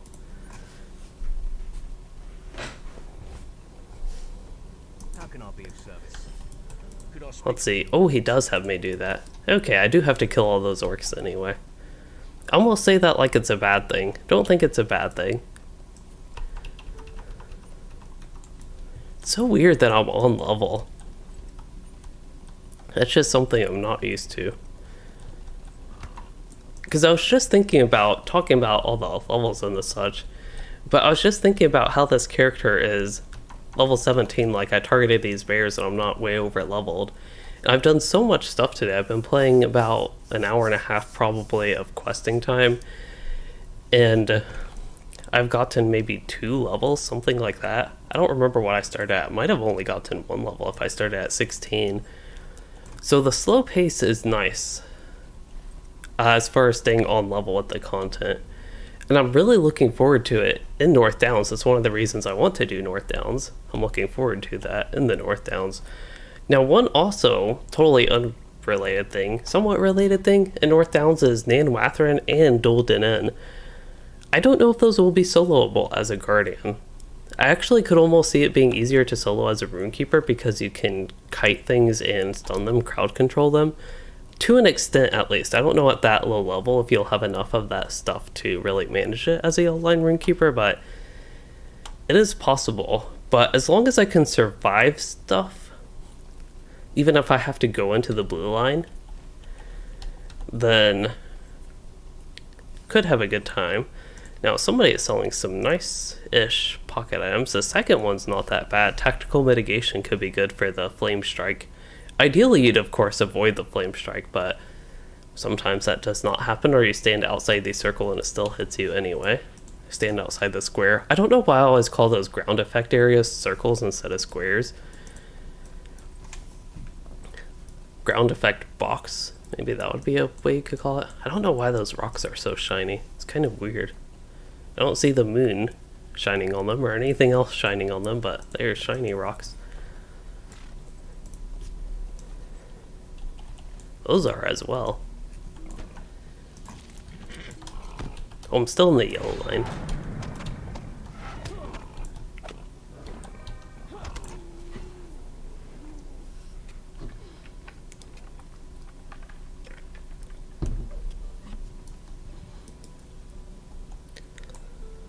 Ooh, I have another virtue I can equip. So what do I want to equip? Fidelity or honor? And I think at this level, honor would be a lot better actually. Fidelity is more of a long-term investment in the character. And then honor and even fortitude would actually be better than loyalty at this level. Even level 8 loyalty is worse than level 6 honor and fortitude. But for honor, it just gives a lot more morale and don't care about the little mitigation boosts and other things all that much at this point. There's a barrow iron. Somebody else is getting it. Also keep meaning to actually switch back to the red line. Okay, I think I'll leave the poll up. It really looks heavily favored towards the Guardian, but I will leave it up just in case the Rune Keeper does make a comeback. And Shagrath, I would definitely agree. It is time for bed for you. I am, I guess, glad people decide to join my streams at that late of a time, but for me it would be crazy because I go to sleep way earlier than that. But anyway, thank you for joining the stream, and I hope you have a good night. Let my bleed go to work and pull more enemies. That is the Guardian strategy. The question is that the Guardian deadly difficulty strategy? And the answer appears to be yes, maybe?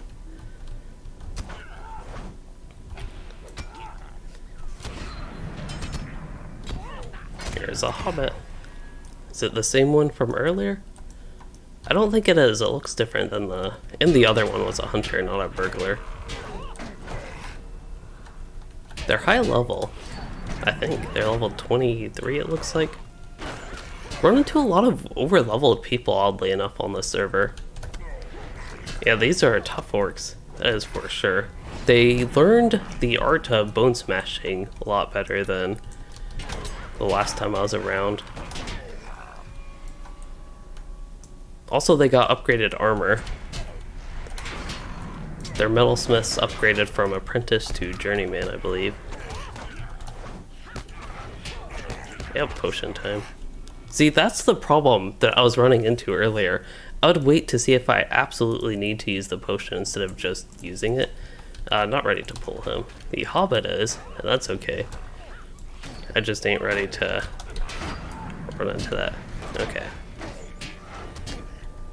Just want to make sure I want to take aggro or take too much damage there. There are 3 enemies here. I don't know if all 3 will pull. I don't have any potions off cooldown.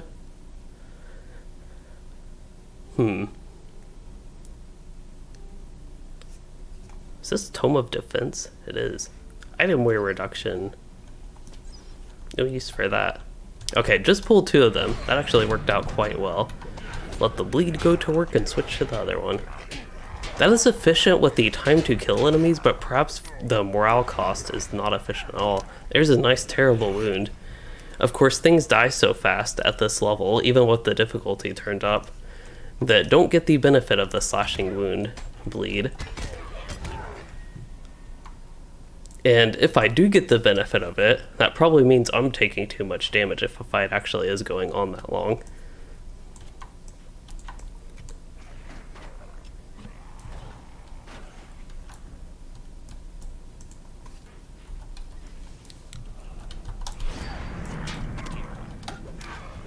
I think I'm also, as like a force of habit, using thrust right after retaliation, getting too used to my regular guardian gameplay, which for that fight, it might have been okay because the orc lasted a while. This is kind of fun though. Under level with the difficulty up provides just another layer of difficulty, I guess. So it's not too bad. And it also makes it actually feel like going back to on level is easy.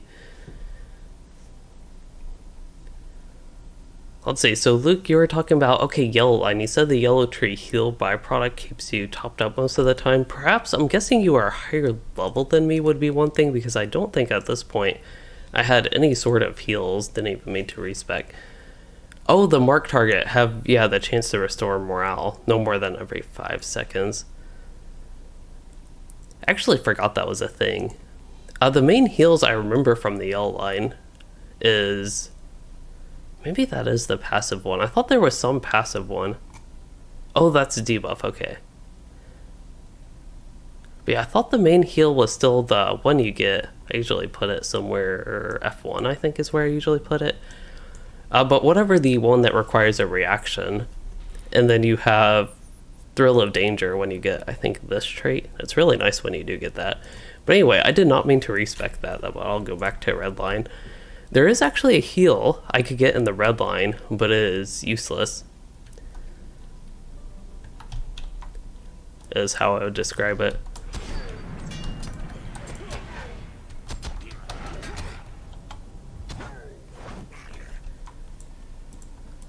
See, single target fights like that can still go very quickly. Like, going through enemies one by one. It's almost kind of boring on the server. It's like, it's easy, so it's nice because of that. But at the same time, it's not as exciting as trying to fight 2 enemies at once. Or 3 enemies. I don't know if that's exciting or scary though, trying to fight 3 enemies at once.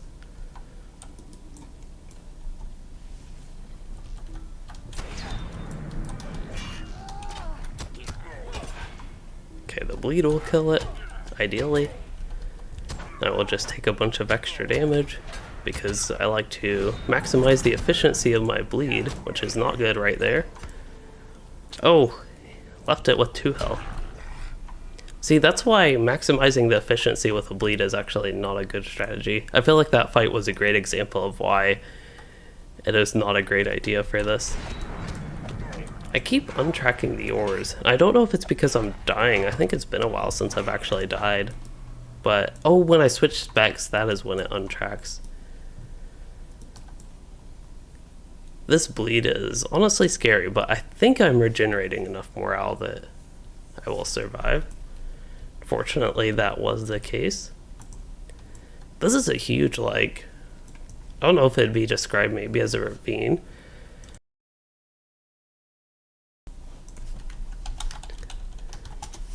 Very raspy. One moment.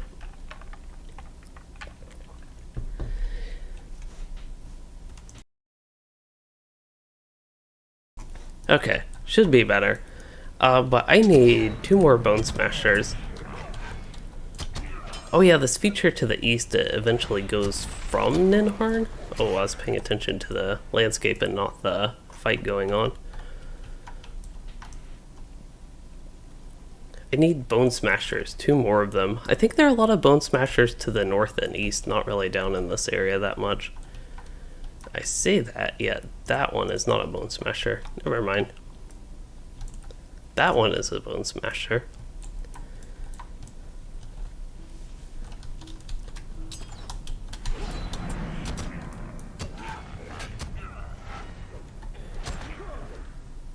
That bleed should kill it.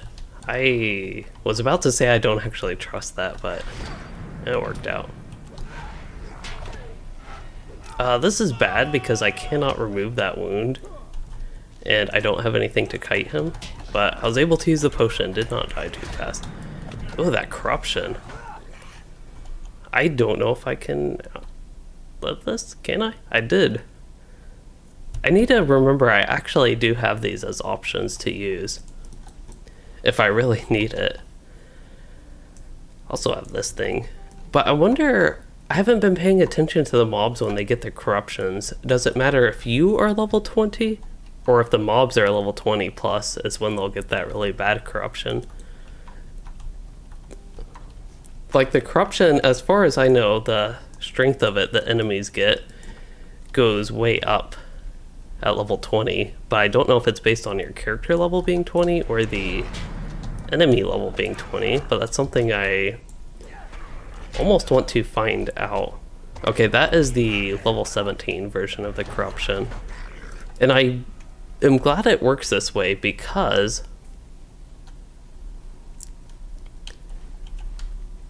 I don't have my corruption removal and don't get it till level 20. I think that's why they did that a while ago. They were doing all these updates to the classes that didn't make much sense if you just looked at the updates individually, but if you paid attention to some things that Standing Stone Games said and some updates they did to the classes, they changed all the interrupts to be available at level 20 and unable to be BPE'd and the such. They made all the corruption removals available at level 20, and they made all the interrupts also immediate and the such. Did they do anything else? They just made a lot of adjustments like that to level 20 specifically. And the big hint was that something was going to happen at level 20, and some feature they were adding did that. Now, they did make missions available at level 20, but that didn't seem to be any correlation, I guess, between the two, at least to me. Because missions weren't really that difficult and didn't seem to need those mechanics of the classes. And they talked about this Eye of Sauron server, which actually is kind of what we have right now. The Eye of Sauron legendary servers is basically what these two are. And yeah, with the difficulty going up, I guess they had already planned way back then for interrupts and corruption removals to be important there. I also think outside of that, though, it's just a good thing to get some consistency and make sure every class gets all that stuff at the same time, and actually find it to be a good set of changes to the classes anyway. But I think they were good hints at level 20 being important, and something in the future along the lines of the Eye of Sauron increased difficulty legendary server that they talked about a couple years ago, I want to say. Maybe it was just last year. I'm thinking it actually was 2020, which is almost a couple years ago since the start of that, about a year and a half. Oh, there is a cat. Since I have the ability to do it, I have to point it out every time there's a cat now. There we go. Right there, eating that way. Hard to point there, but there, right there. Anyway, back to LOTRO. I was just gathering barrow iron that whole time. Which, speaking of barrow iron, I'm up to a lot of those, 69. There's something up here, but it is hiding behind the tree. Was not hiding behind the tree before. Also, as one more update for the poll, not only did Rune Keeper not make a comeback, but Guardian extended its lead, so it's 72% in favor of Guardian. So that is where the poll will end. Which I am happy to do. Getting into the Guardian, I feel like it would almost be hard to switch to the Rune Keeper. While I wouldn't mind the variety of gameplay, I'm in the mood to play both characters, so again, I am perfectly fine with that result.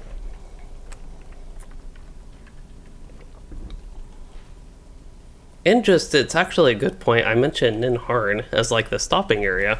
I almost feel like that would be a bad stopping area in a way, because that's like way out of the way and feels like something I should just go ahead and get done. Now, one thing I will need to do is use the restroom. I think I got myself stuck in the festival grounds on accident. But we can escape, fortunately. We don't have to do festivals right now.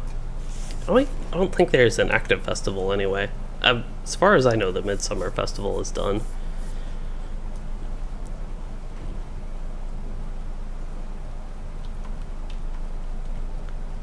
Orly the Fierce. Is he still needed for the champion class quest, I want to say?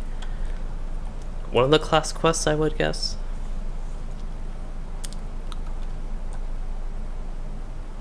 Ooh, Wraith of Water at level 25 is really nice. Fornos at level 25 is really nice, because the rewards you can get for doing the quests for that are really nice, essentially. So back to Ceradan.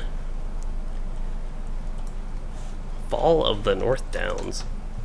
I don't know if that will actually lead anywhere. Maybe it will. I don't remember. It's finally about to be daytime in the game. This is something that has been very consistent again lately, is that I have just played at nighttime in the game, it seems like. This was a big issue when I did the Louis-den Let's Play a long time ago. It felt like every single episode I did on that was at nighttime, in-game. Not my nighttime, which I guess it's getting close to. It's 8:50, but it's still like light outside.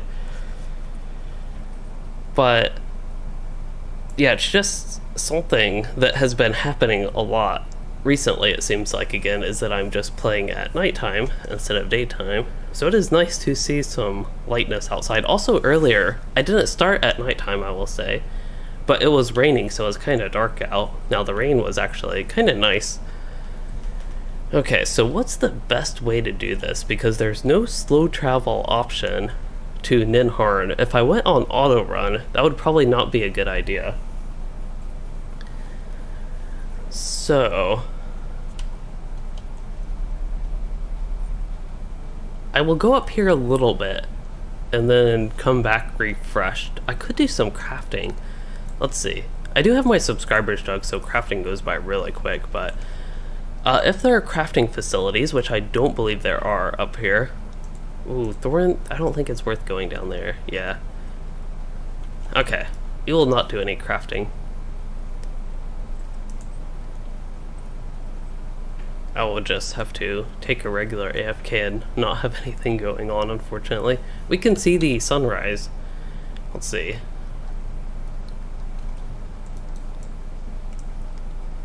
I assume the sun rises in the east in LOTRO as well.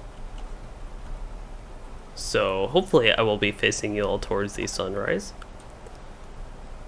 Where's a good spot to view that?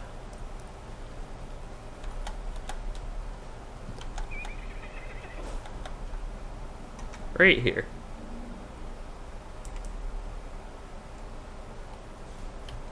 Okay, I will be right back.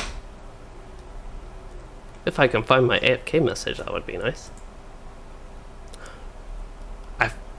I found my AFK message, but I think because I reinstalled Windows, it is not loading, so don't have that, unfortunately.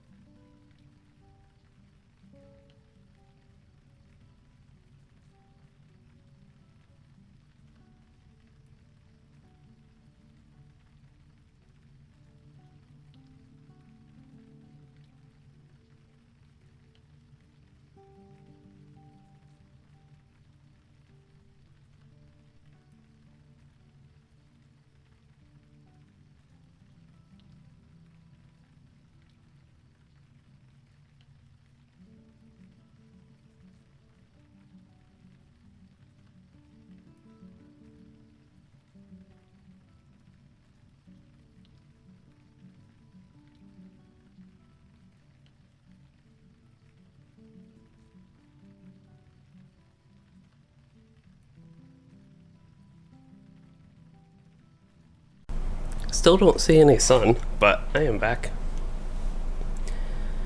Also got a little tiny snack, a size snack. And one thing I realized, taking my headphones off, one really nice thing about wearing headphones, considering I have the face cam, is that I have to worry about my messy hair a lot less, but then when I do take my headphones off, my hair, y'all can see the mess basically that is my hair right now when I take the headphones off, or at least a little bit more. I feel like my hair is messy anyway.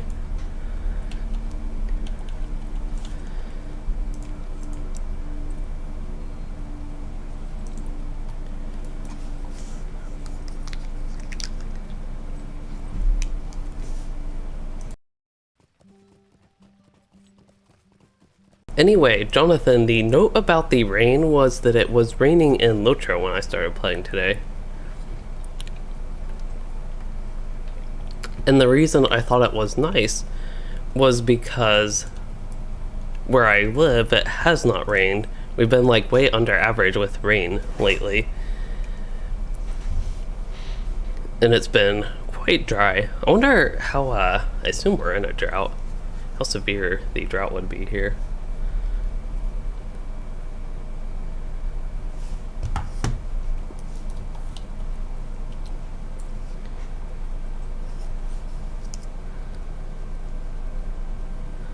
In the server I am on is Treebeard for this character. And this is when I do regular questing and leveling, this is what I do. It's been a long time because crafting is basically only exciting for me at low levels, but this is what I usually do.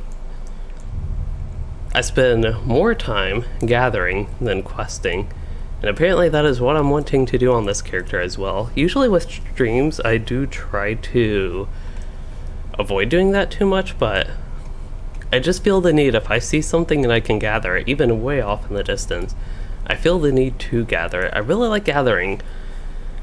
I guess that is the one part of crafting that I still do like at higher levels in LOTRO, but the actual crafting to me gets a lot boring and drops off pretty sharply after level 60, and then it picks a tiny bit back up at 100, but then drops off very steeply once again.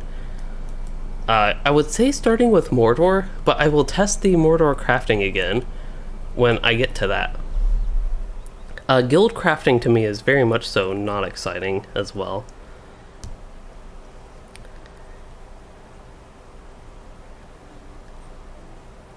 We are only in a severe drought. That is a better situation than what I thought it was where I live.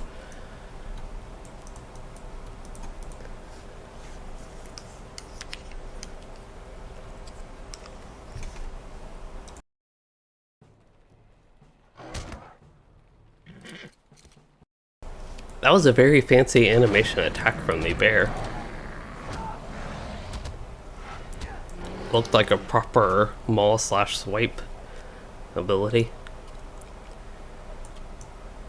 I need more screenshots of this character, and that would have been a perfect one. It would have been very symbolic, I guess, of what I have done today. Gathered. We're almost up to 100. I don't know, almost 100, but 78 barrel iron. Over 100 of total crafting material that I've acquired today.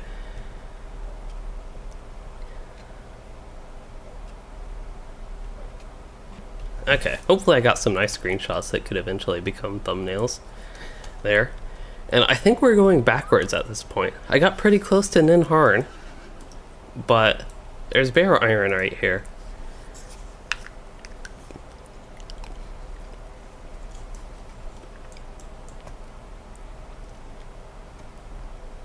I need a mute button. It's very inconvenient if I have to go to OBS, click mute, click back into the game, then go back to OBS, click unmute. It'd be a lot easier, I guess, if I just had a button. I think they're like stream decks or something. I don't remember exactly what they're called that people use that can actually do stuff like that. I could maybe have a keybind for OBS where I press a button and it mutes. But Yeah, that'd be very convenient while I'm eating, just so I can mute for like 5 seconds while I swallow, so I don't have to hear all the sticky noises in my mouth.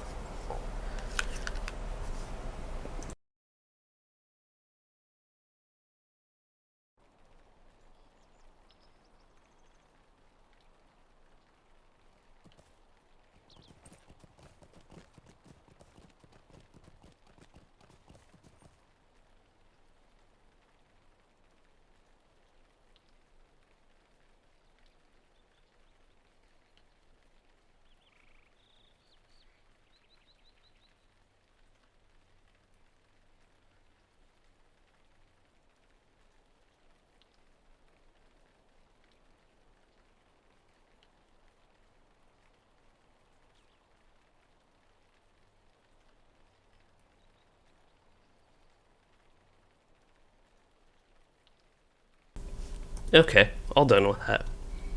I did get a small snack, but I feel like even a tiny snack turns into a huge snack when I'm trying to stream at the same time.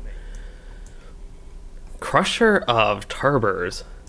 I really like the idea of that weapon. Oh no, that is an ugly hammer. This is usually like the thing with hammers in LOTRO, is they usually look like this and look very ugly. The icon for it looks significantly better than the actual hammer. The good news is I believe you could cosmetically equip an axe instead of a hammer, so I will probably do that, but that is a very nice weapon. Now that is a small fellowship quest, and if I remember correctly, it is a... I feel like it should be an elite if it's a small fellowship quest, but for some reason I was thinking it was a signature I needed to kill. Maybe it is an elite though. Wow, very nice daytime here in Bree. The sun is shining and everything. It's something I'm not used to in LOTRO.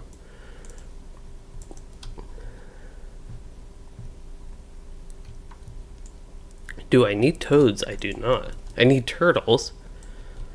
Fortunately, these are not baby turtles like the last thing that happened with turtles.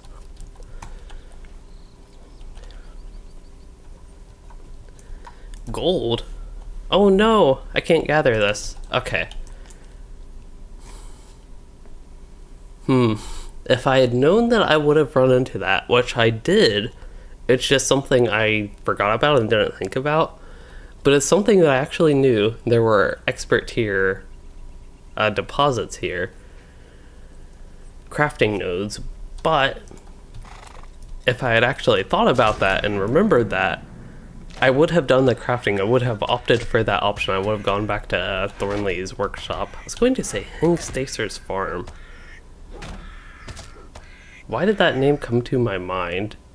And I'm pretty sure that is from World of Warcraft in Westfall, maybe? Hengstacer's farm. I don't know why that came to my mind, but that was the immediate thing I thought of instead of Thornley's work site area.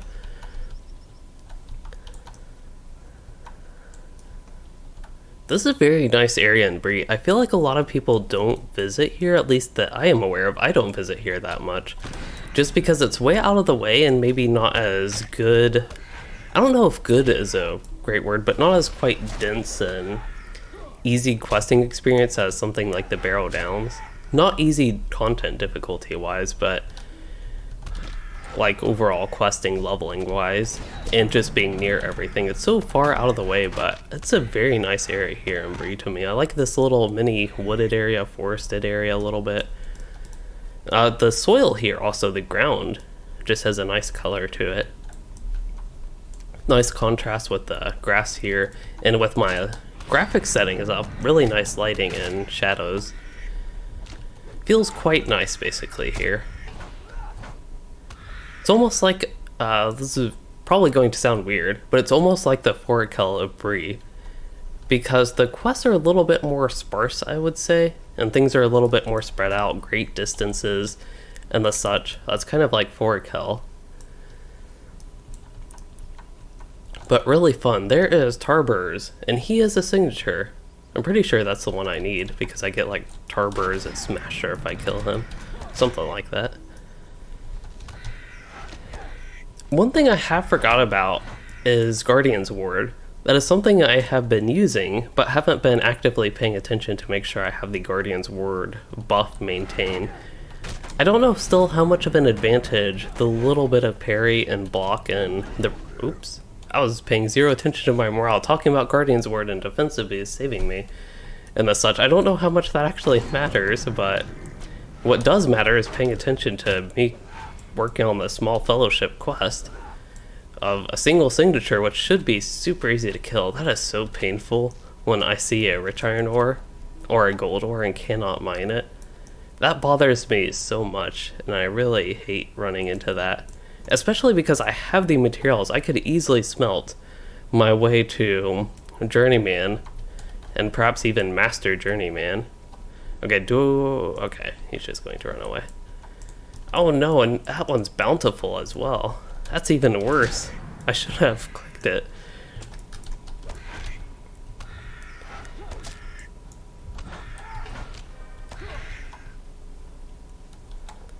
And I have to get 15 snapper meats. I remember, yeah, you have to kill a lot of turtles for this quest. Fortunately, they are evil turtles. They aren't friendly, cute, tiny turtles. Otherwise, this would be the saddest quest in LOTRO. I think they're evil turtles. We'll find out, actually. There's a way to tell if it's an evil turtle or not. And first we must eat.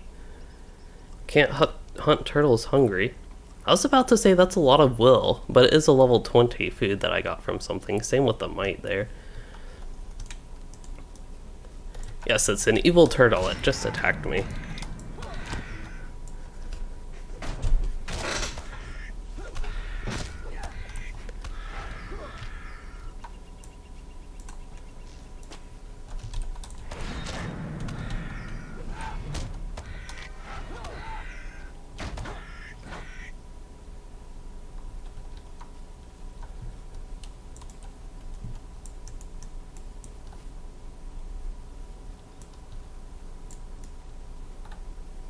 Good old daytime. I'm trying to savor it actually being daytime outside and in a light area where I actually feel the brightness of the day.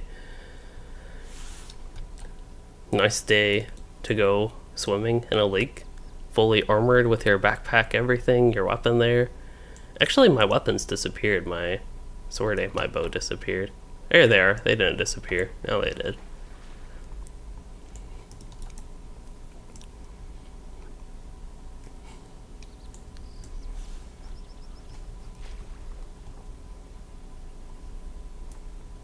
Okay, what do we need, turtles?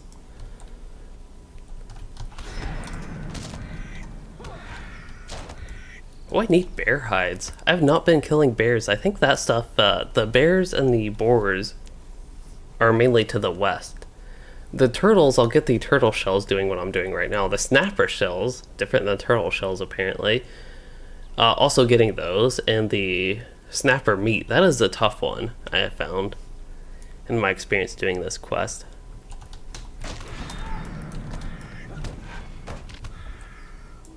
I did equip the level 15 armor.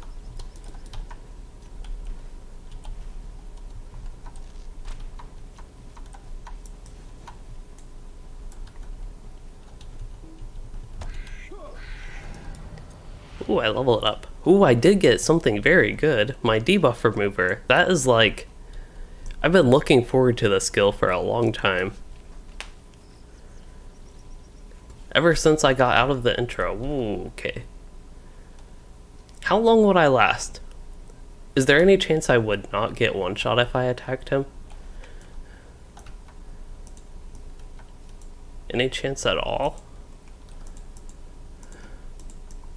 I did not realize these enemies were so close. I think the Lowlands is right up there. That's like that weird area between Bree and Lowlands and kind of the Hettenmoors, I want to say. Maybe a little bit North Downs-ish even. But it's open as far as I know.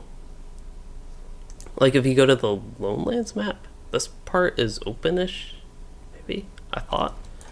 Okay, maybe we can explore. We have to try to avoid the level 55s, but I got myself curious enough to actually see if you can explore up in that area, or if it's more just south of here that I'm thinking.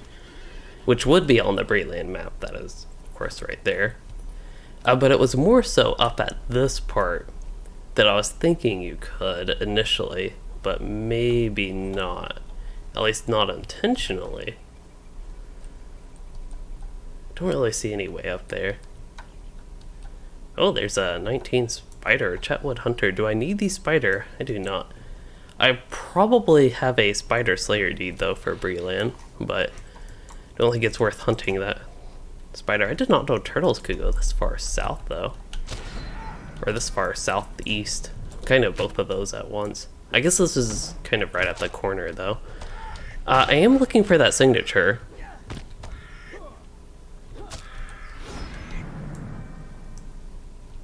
Yeah, one of the quests, if you're talking about some Lowlands quests, I believe there are some Lowlands quests that have you go in this area somewhere at level...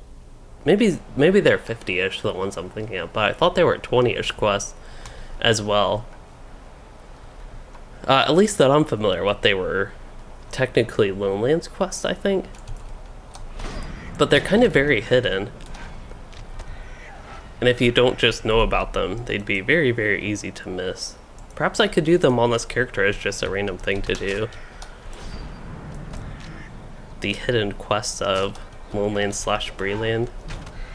Assuming they're a thing and I'm not imagining this, and they actually are. There are actually some level 20-ish quests there. So eventually... Oh, it takes you to the ring quest near Weathertop. I don't know if I remember that part, but maybe.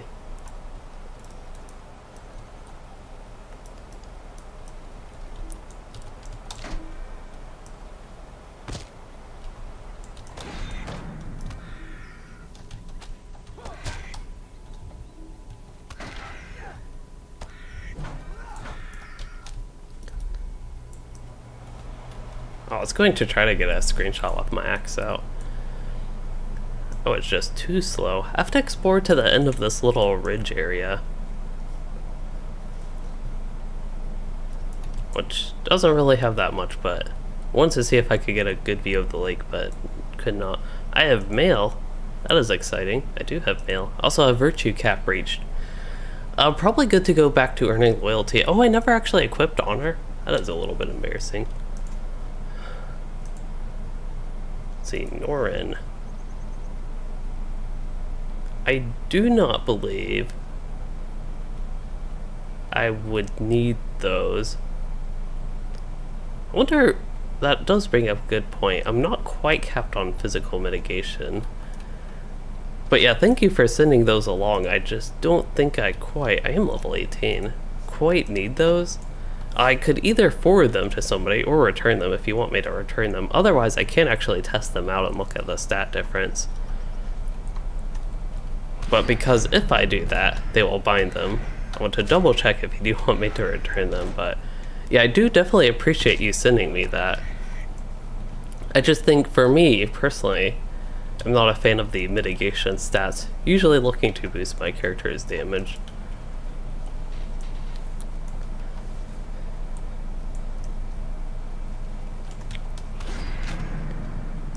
I feel like I could live in this forest. It's just such a nice area.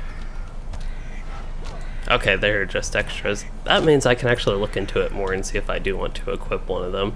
So basically this one, the chest piece, I think that's the one that could have the most use. And right now I'd lose 99 physical mastery, which I'm guessing is like 2 points of damage maybe. Yes, it is 2 points of damage. 2 to 4 points of damage, so a little bit more extreme than just 2. But I get like a little over 2% physical mitigation, like 2.6%, so that is useful for that, because at this level, at the good old level of 18, you don't quite just automatically cap physical mitigation like you do for a lot of LOTRO, especially on a heavy armor class in my experience. I've run into some points in the game where on especially light armor classes, I will occasionally not have physical mitigation just capped by armor. But usually that is capped by armor. I don't remember our Vitality. I feel like that used to do something there, but I don't think it does anymore. Nope. We're doing really good with the snapper meats. There are a lot of turtles right in this area down here, not having to jump to any of the islands, which is nice. I remember in the past I've had to jump to the islands, had really bad drop rates, which I don't mind for quests actually. I know a lot of people are annoyed at like quests that have really low drop rates. They're not that frequent in LOTRO anymore, but for some reason I kind of like those quests, even if I am having bad luck. It's especially helpful though if you have deeds to do at the same time, and right now I do not have deeds. So I'm just slaying turtles, trying to get some chunks of snapper meat. The problem is, when I'm hitting these turtles, I'm not slicing them for their chunks of snapper meat, apparently. I'm using some improper axe techniques, I guess, for chopper meat specifically. Or chopper meat, snapper meat. Oh, I still need the signature. That is why I headed south in the first place. The snapper turtles were just a huge bonus, but I still have not killed that signature. The one that almost killed me. Is that him? That is. I believe this is the first wood troll this character has run into. Alright, time for some revenge. Actually get a use out of my bleed. Start sting weaving, maybe.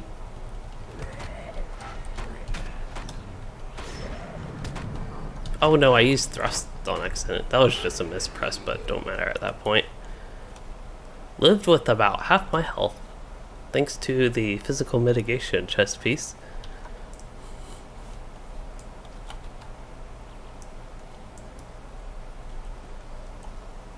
Alright, so snapper meat, that is what I need now. Bear hides and boar tusks, I can get those at some point. They're super important quests to do. I believe they're just repeatable and you can get things, not these. They be special. Where are they? Oh, here they are, bounty ones, right up at the top. That makes sense. You can get the scroll cases, which I guess at this point have a little bit of use.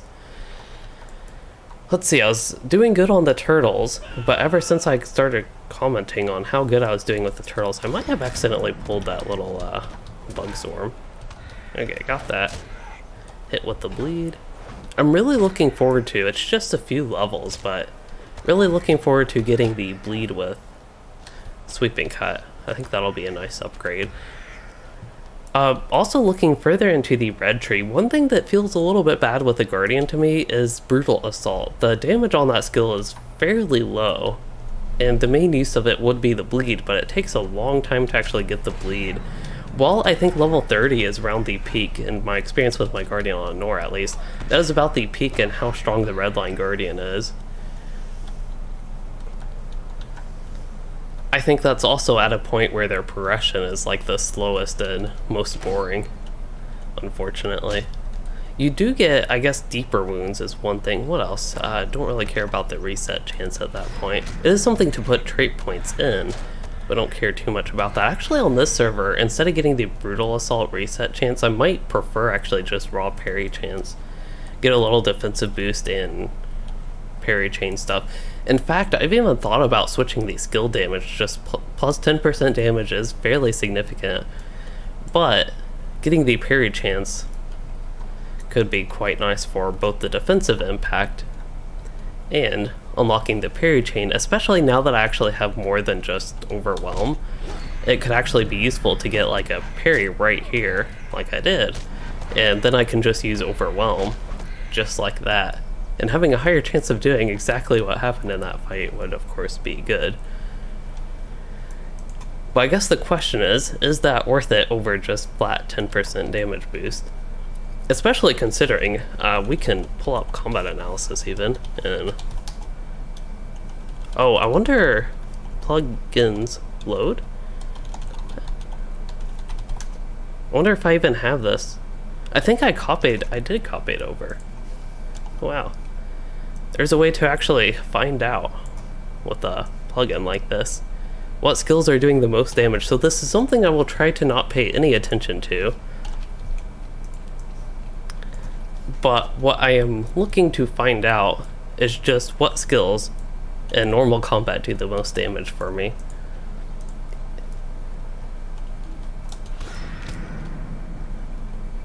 Right now it will be force opening.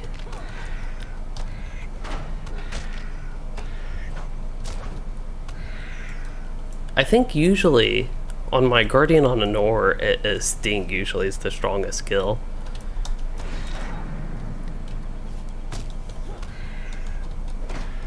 Oh, that would have been a good time to use Overwhelm. But Sting is nice, not because of the damage it does. It's decent for that, but just how quick it is. Okay, still looking for turtles. Need just one more snapper meat. I consider that overall good. The amount of time I've spent here knowing this quest can take quite a while to get completed. I feel like that is good progress to just need one more after all this time. And we did some exploring and some other things than just turtle killing.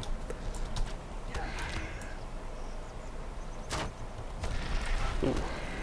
For some reason I was paying no attention. Didn't even know there was a square there. Alright, did not get a snapper meat though. I don't actually know if y'all can see combat analysis. You can barely, I think. I have it just right above my chat log because that's a very much so out of the way place. That's one reason I don't like too many add-ons usually, or even UI skins, is they just feel so cluttery to me usually. I feel the need to kill this turtle. I just can't leave it be. It is too evil of a turtle.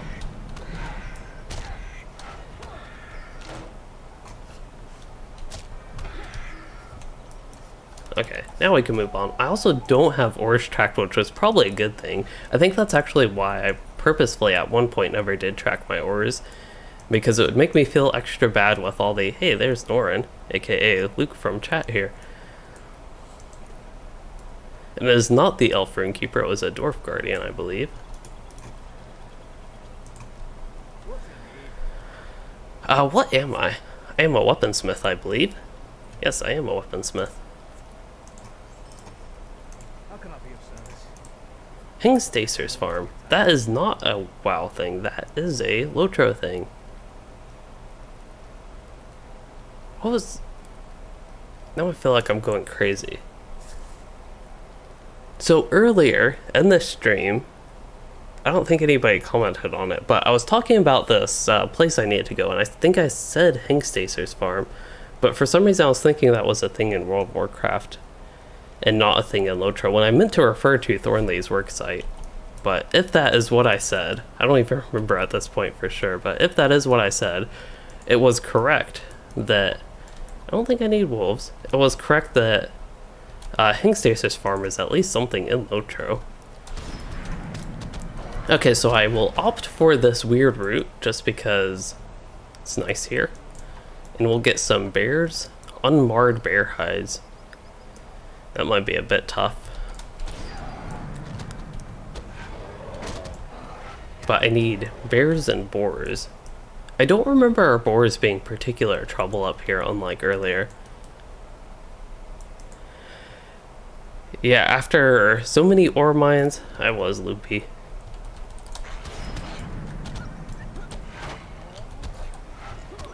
Can't think anymore after you mine so many ores.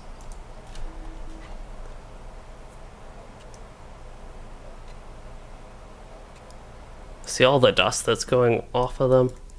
I didn't even know LOTRO actually had like dust effects like that from mining, but yeah, inhaling all those fumes, all that dust was not good.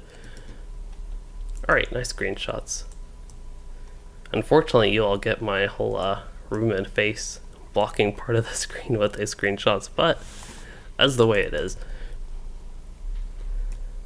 I am still not on max difficulty. I don't think I'm quite one-shotting. 3-shotting there. Got a nice 531 crit, which could almost be a one-shot. These are also mobs that are a few levels below me. I hope I don't dream about mining ores.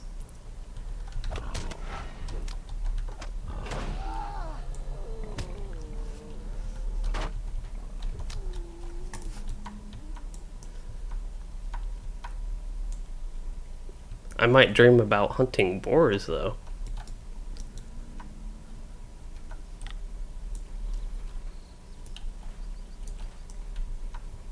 That is one thing I have noticed, though. Fighting underleveled mobs versus overleveled mobs, and especially versus signatures, there's just a huge range of difficulty there. So, of course, fighting something 3 levels below me, I just totally crush it.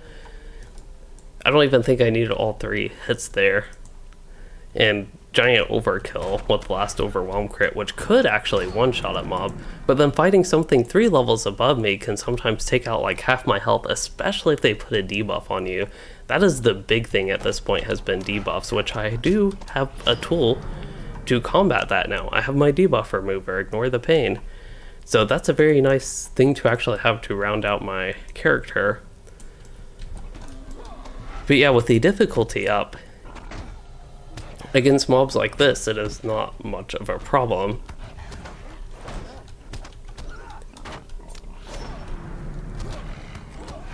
Even level 19 there, died super quick.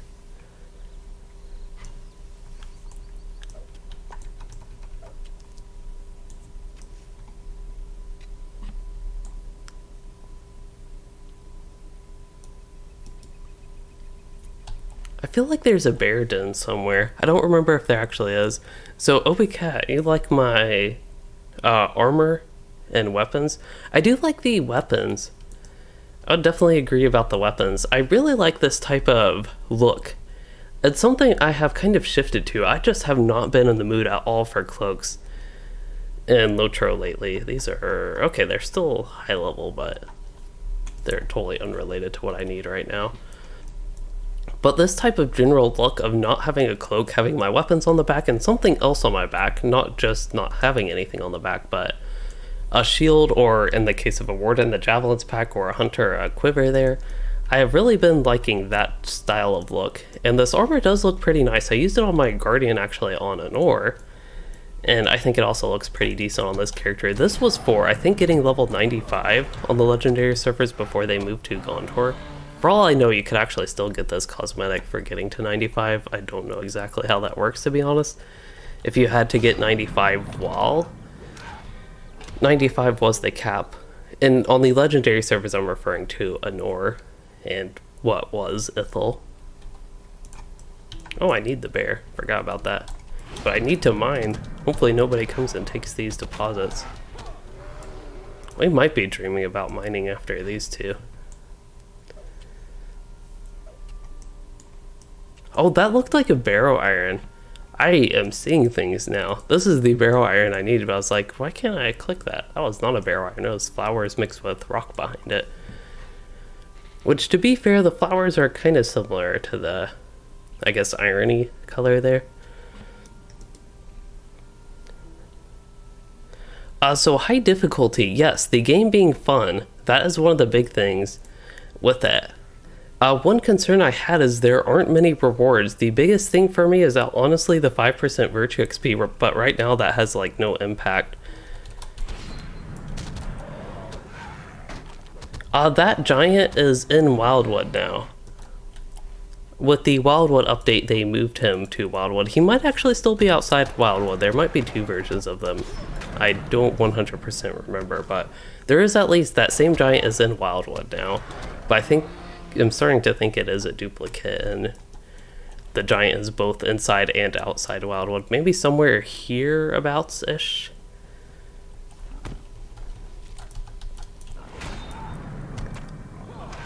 But yeah, as Obi Cat said, that just the increased difficulty itself, the game is being more fun is the reward, in a way.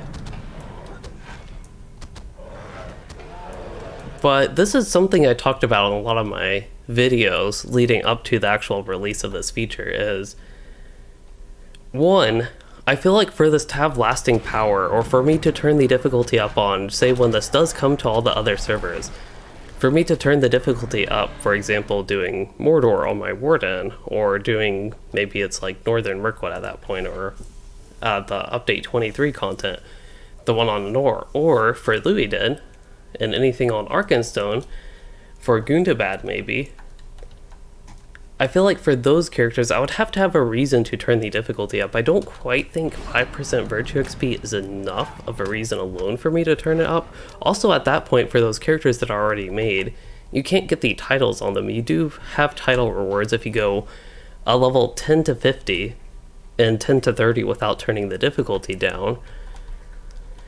You can get titles, which for the Guardian, it's like Disciple of Shields and something else. Apprentice of Shields would be the level 50 ones.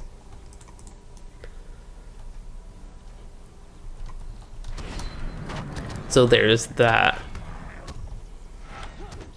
Those rewards, and thinking again to the characters that are already made, already high level, and going through future content on them, I just don't know if I will be motivated enough to turn the difficulty up. Now there is the case, the point that kind of goes along with this character, that I'm just having fun with the increased difficulty, that maybe there don't need to be rewards. The comparison I made was to Halo, which is one of the few games that I have actually played with increased difficulty, completely unrelated to like the MMO genre of course, but doing, I forget what all the difficulties were in that, but there was like Heroic and Legendary were the two more difficult ones, and basically the higher difficulty was its own reward, like personal achievement type stuff. So there's that. Also making the landscape require a group and just giving a sense of, I guess, is camaraderie the right word there? I don't use that word enough to actually know. But yeah, maybe camaraderie is a good word there. The sense of camaraderie and need of a group to do landscape content with it turned up even more difficult. There are 6 more tiers of difficulty ahead of what I am right now. I'm on tier 3, which is deadly. Oh, I have my debuff remover, that is right. I can actually ignore the pain of one of those bleeds. Now I can ignore the pain of, oh no. Now I can ignore the pain of another one of those bleeds. This young bear is debuffing me, fortunately not bleeding me. Oh, reduced might and reduced armor. Those are 2 bad debuffs. Do I still need bears? I still need bears and boars. I honestly felt like I just killed so many things that I was done with the quest and just running around doing nothing for a moment there. I need boars though. So we'll do boars, Hengstacer's Farm. I'll do my turn-ins at Hengstacer's Farm. And then I'll run back and maybe get some more boars on the way. Yeah, that's another thing. Turning the difficulty up too much might feel like too much of a chore. That's what I feel like if I did it for like my pre-existing characters that are high level, running through new content for them. I feel like it would be more of a chore, would be my guess with them, rather than be a fun experience. So for a new character,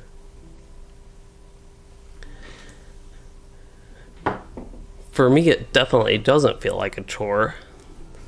And yeah, it's quite nice. I will say I haven't felt the missing of it when I've gone back to my other characters on Anor and Arkenstone. One reason is because Louisden has honestly been running into issues, which is more so my own issues and my playstyle. My playstyle is not adapted to the difficulty that Louisden is running into, which is mainly... yeah, that's a repeatable quest. I was like, I thought I already killed all those turtles. I probably killed like 30 to 40 turtles. And I somehow got 0 turtle shells, but that's because I got the quest again. You can do those quests 3 times, I believe. What was the comment I was going on about? Crusher of Tarbers. I want that. It's an ugly hammer. But we can fix that. Haha. Might as well go ahead and do this. I don't want any of my outfits to potentially have that ugly thing going on. I need a new I don't know if I need a new bow, but I need a new cosmetic bow. This one, I kind of like the spikiness, but it's also kind of annoying. at the same time. I guess it looks neat for a whatever level bow this is. This is a really bad necklace, especially for a purple necklace, but it's better than nothing.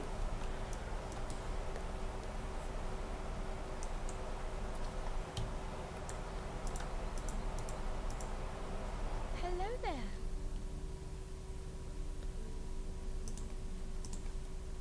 Snapper soup. That is actually pretty good. 12 vitality. Gotta remember to actually eat these consumables. I could put them on my bars. That would be one thing to help me actually use them.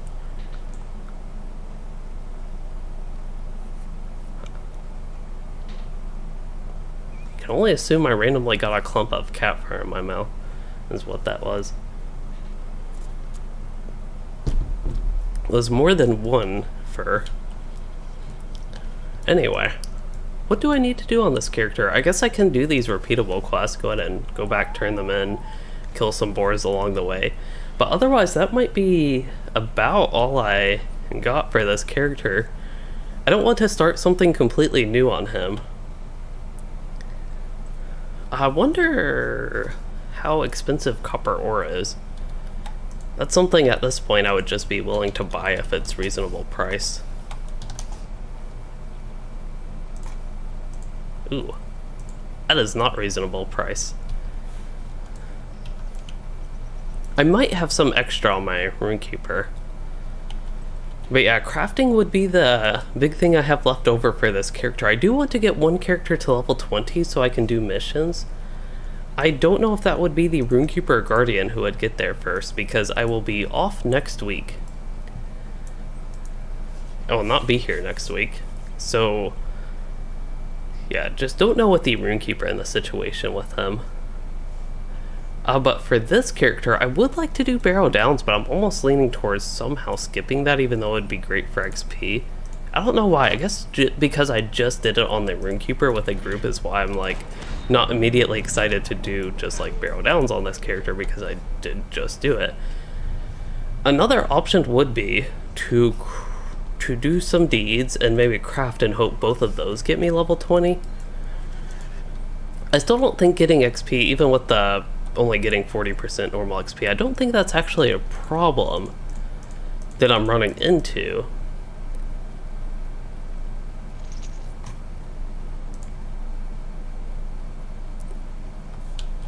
It is...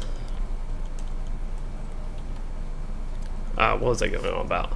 Yeah, it's not a problem I'm running into is like character XP and leveling up, I think. It's just more so that I just went through Barrow Downs on my Rune Keeper, so doing that exact same thing just doesn't sound immediately, I guess, ideal to me. I did get that, yeah, got that deposit. I'm looking for boars, just as a reminder. We'll backtrack for this boar, I suppose. It's just so nice that it's daytime. I know I keep repeating that, but that is because it actually is so nice to be daytime to me. I think that screenshot was with the essentially axe through my character's head. Yeah, Deadly, base Deadly, tier 3 is quite fun.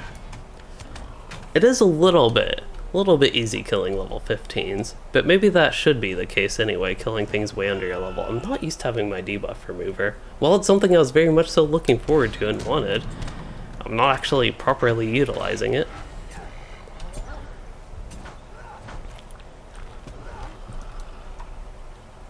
So yeah, I'm currently leaning towards actually not doing Barrow Downs on this character and saving all that for the Rune Keeper, and maybe if I really want to do deeds in the future on this character, I could do that. And otherwise, whatever deeds I can do in Bree-land that I have not done, I could work on those. But it actually looks like every Slayer deed I have come across, I have just straight up finished. So things I could do is repeat these quests, the quests I am doing right now, get tons and tons of gathering done.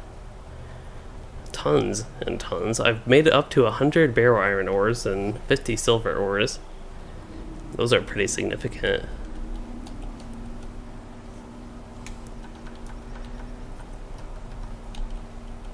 So these are repeatable quest sources, and I could just actually craft to level 20, potentially.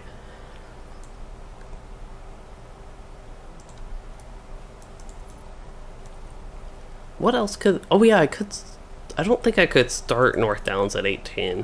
That would be quite scary. I might be able to do it at 19-ish. I don't know if I'd want to start North Downs that under-leveled, though. The big thing is 20. I will unlock missions, Will of the Willow, Great Barrel, all that great stuff that I would like to run. And it will help with the XP gain. But I have to wait till level 20. Even skirmishes, I don't think we have skirmishes on the server yet, though. If we did, I'd still like to unlock them at least and maybe run a couple, but I don't think that is an option. So the max difficulty when that stuff comes to these regular servers, I do not know when. I don't think it's been announced or even hinted at when that will be. I don't know if they'll try to align it with Gundabad or not. To me, that seems like a possibility. Perhaps a way they could implement it. I don't know how this would work, but it'd be pretty neat if they could somehow give something extra for you doing Gundabad content on higher difficulty if they did that. Now, of course, I don't know that that will be an actual thing or whatever, but I am weaponsmith on this character. I don't know why I always forget what this character's crafting is. How can I be of service? Could I? Okay, so with this, I believe this is a good point to wrap up the stream. Get wrapping up with the stream. So as I head to Bree and use all these scroll cases and the such and maybe do some light crafting, let's see. Review of what we did today. A lot of leveling. I got level 18. Don't even remember what level I started at. I think I was 16 at the start of the stream. So good progress there. And otherwise, had a lot of fun going through the Northern and Breefield stuff and on the Guardian. Two things I really enjoyed, and really enjoyed it finally becoming daytime out here. Now I'm leaving this nice bright day to go to Kellendam, I think? But I'll go back to Westbury and do some crafting, I believe. Oh, this is Dwilland. That's even worse. One thing we can look at, though, I do have combat analysis up here, so we can take a look at my highest damage skills throughout all this. Force opening, I have used that the most. It makes sense because I just started a fight with force opening. Sting, I didn't even get to use all that often in all these short fights. It looks like I used it about one fight on average. Same with like retaliation and the such. Thrust I used a lot more than overwhelm. I forgot the point. It was so long ago. I intentionally waited a long time to get like a good value after a lot of fights of my damage, but it has been so long I forgot why I wanted to do this. There was an actual reason. I was looking at these skill damages. Was I thinking about the parry rating? I don't think based on this that parry would be that important. Maybe that's what it was. Don't know though. Anyway, that's my damage right now. Force opening. Use that to start fights. Use it a lot. Range attack actually. That is at the bottom. Oh well, we can unload combat analysis. I still think it's kind of interesting to look at that. That was a pretty... cannot be unloaded. Did I type it wrong? I thought it was /plugins unload analysis. Did I spell that wrong? Combat analysis. Maybe it just can't be unloaded? I can hide it at the very least. That is something I can do. There we go. Okay, going to go to Westbury, and if I remember, I will make my milestone skill Westbury. Actually, Southbury, that would be ideal. Maybe we'll head to Southbury and do that. As again, I'm trying to do some outro stuff so I can wrap the stream up. Let's see. Yeah, did the little review today. A lot of fun on the deadly difficulty still. That is the good summary of what has been going on the server in general, not just like running into people. Some nice MMO moments of just randomly running into people at camps and us all kind of grouping together without actually formally forming a group and killing things with the whole open tapping feature. That was quite nice.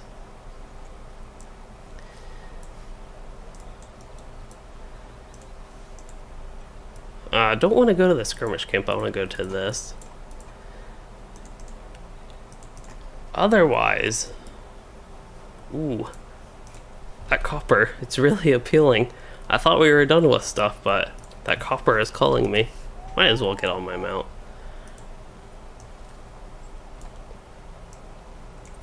Let's see, are there any more coppers around?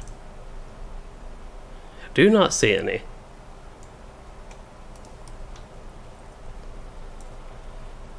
Let's see. Well, yeah, otherwise for the future, tomorrow I talked about potentially doing a Final Fantasy XIV stream. I don't think that would be a great idea at this point, so totally scrapping that. It was a very low chance to begin with, but since it was brought up, I think, in a recent stream, that is not going to be happening.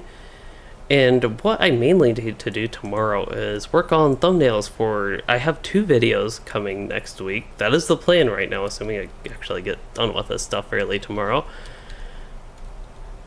We'll have 2 videos next week. One is going to be a new type of video, and another is also going to be an oddly new type-ish of video. It's a kind of commentary type thing, but...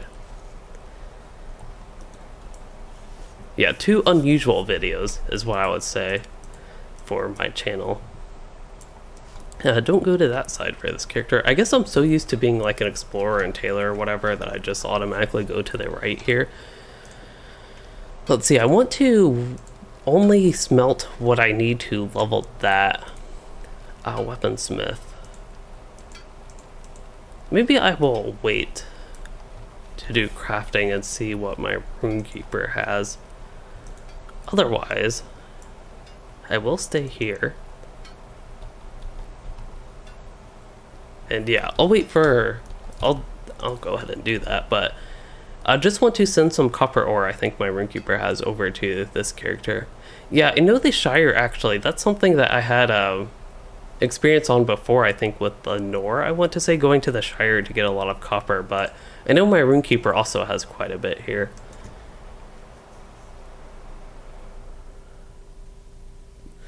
So,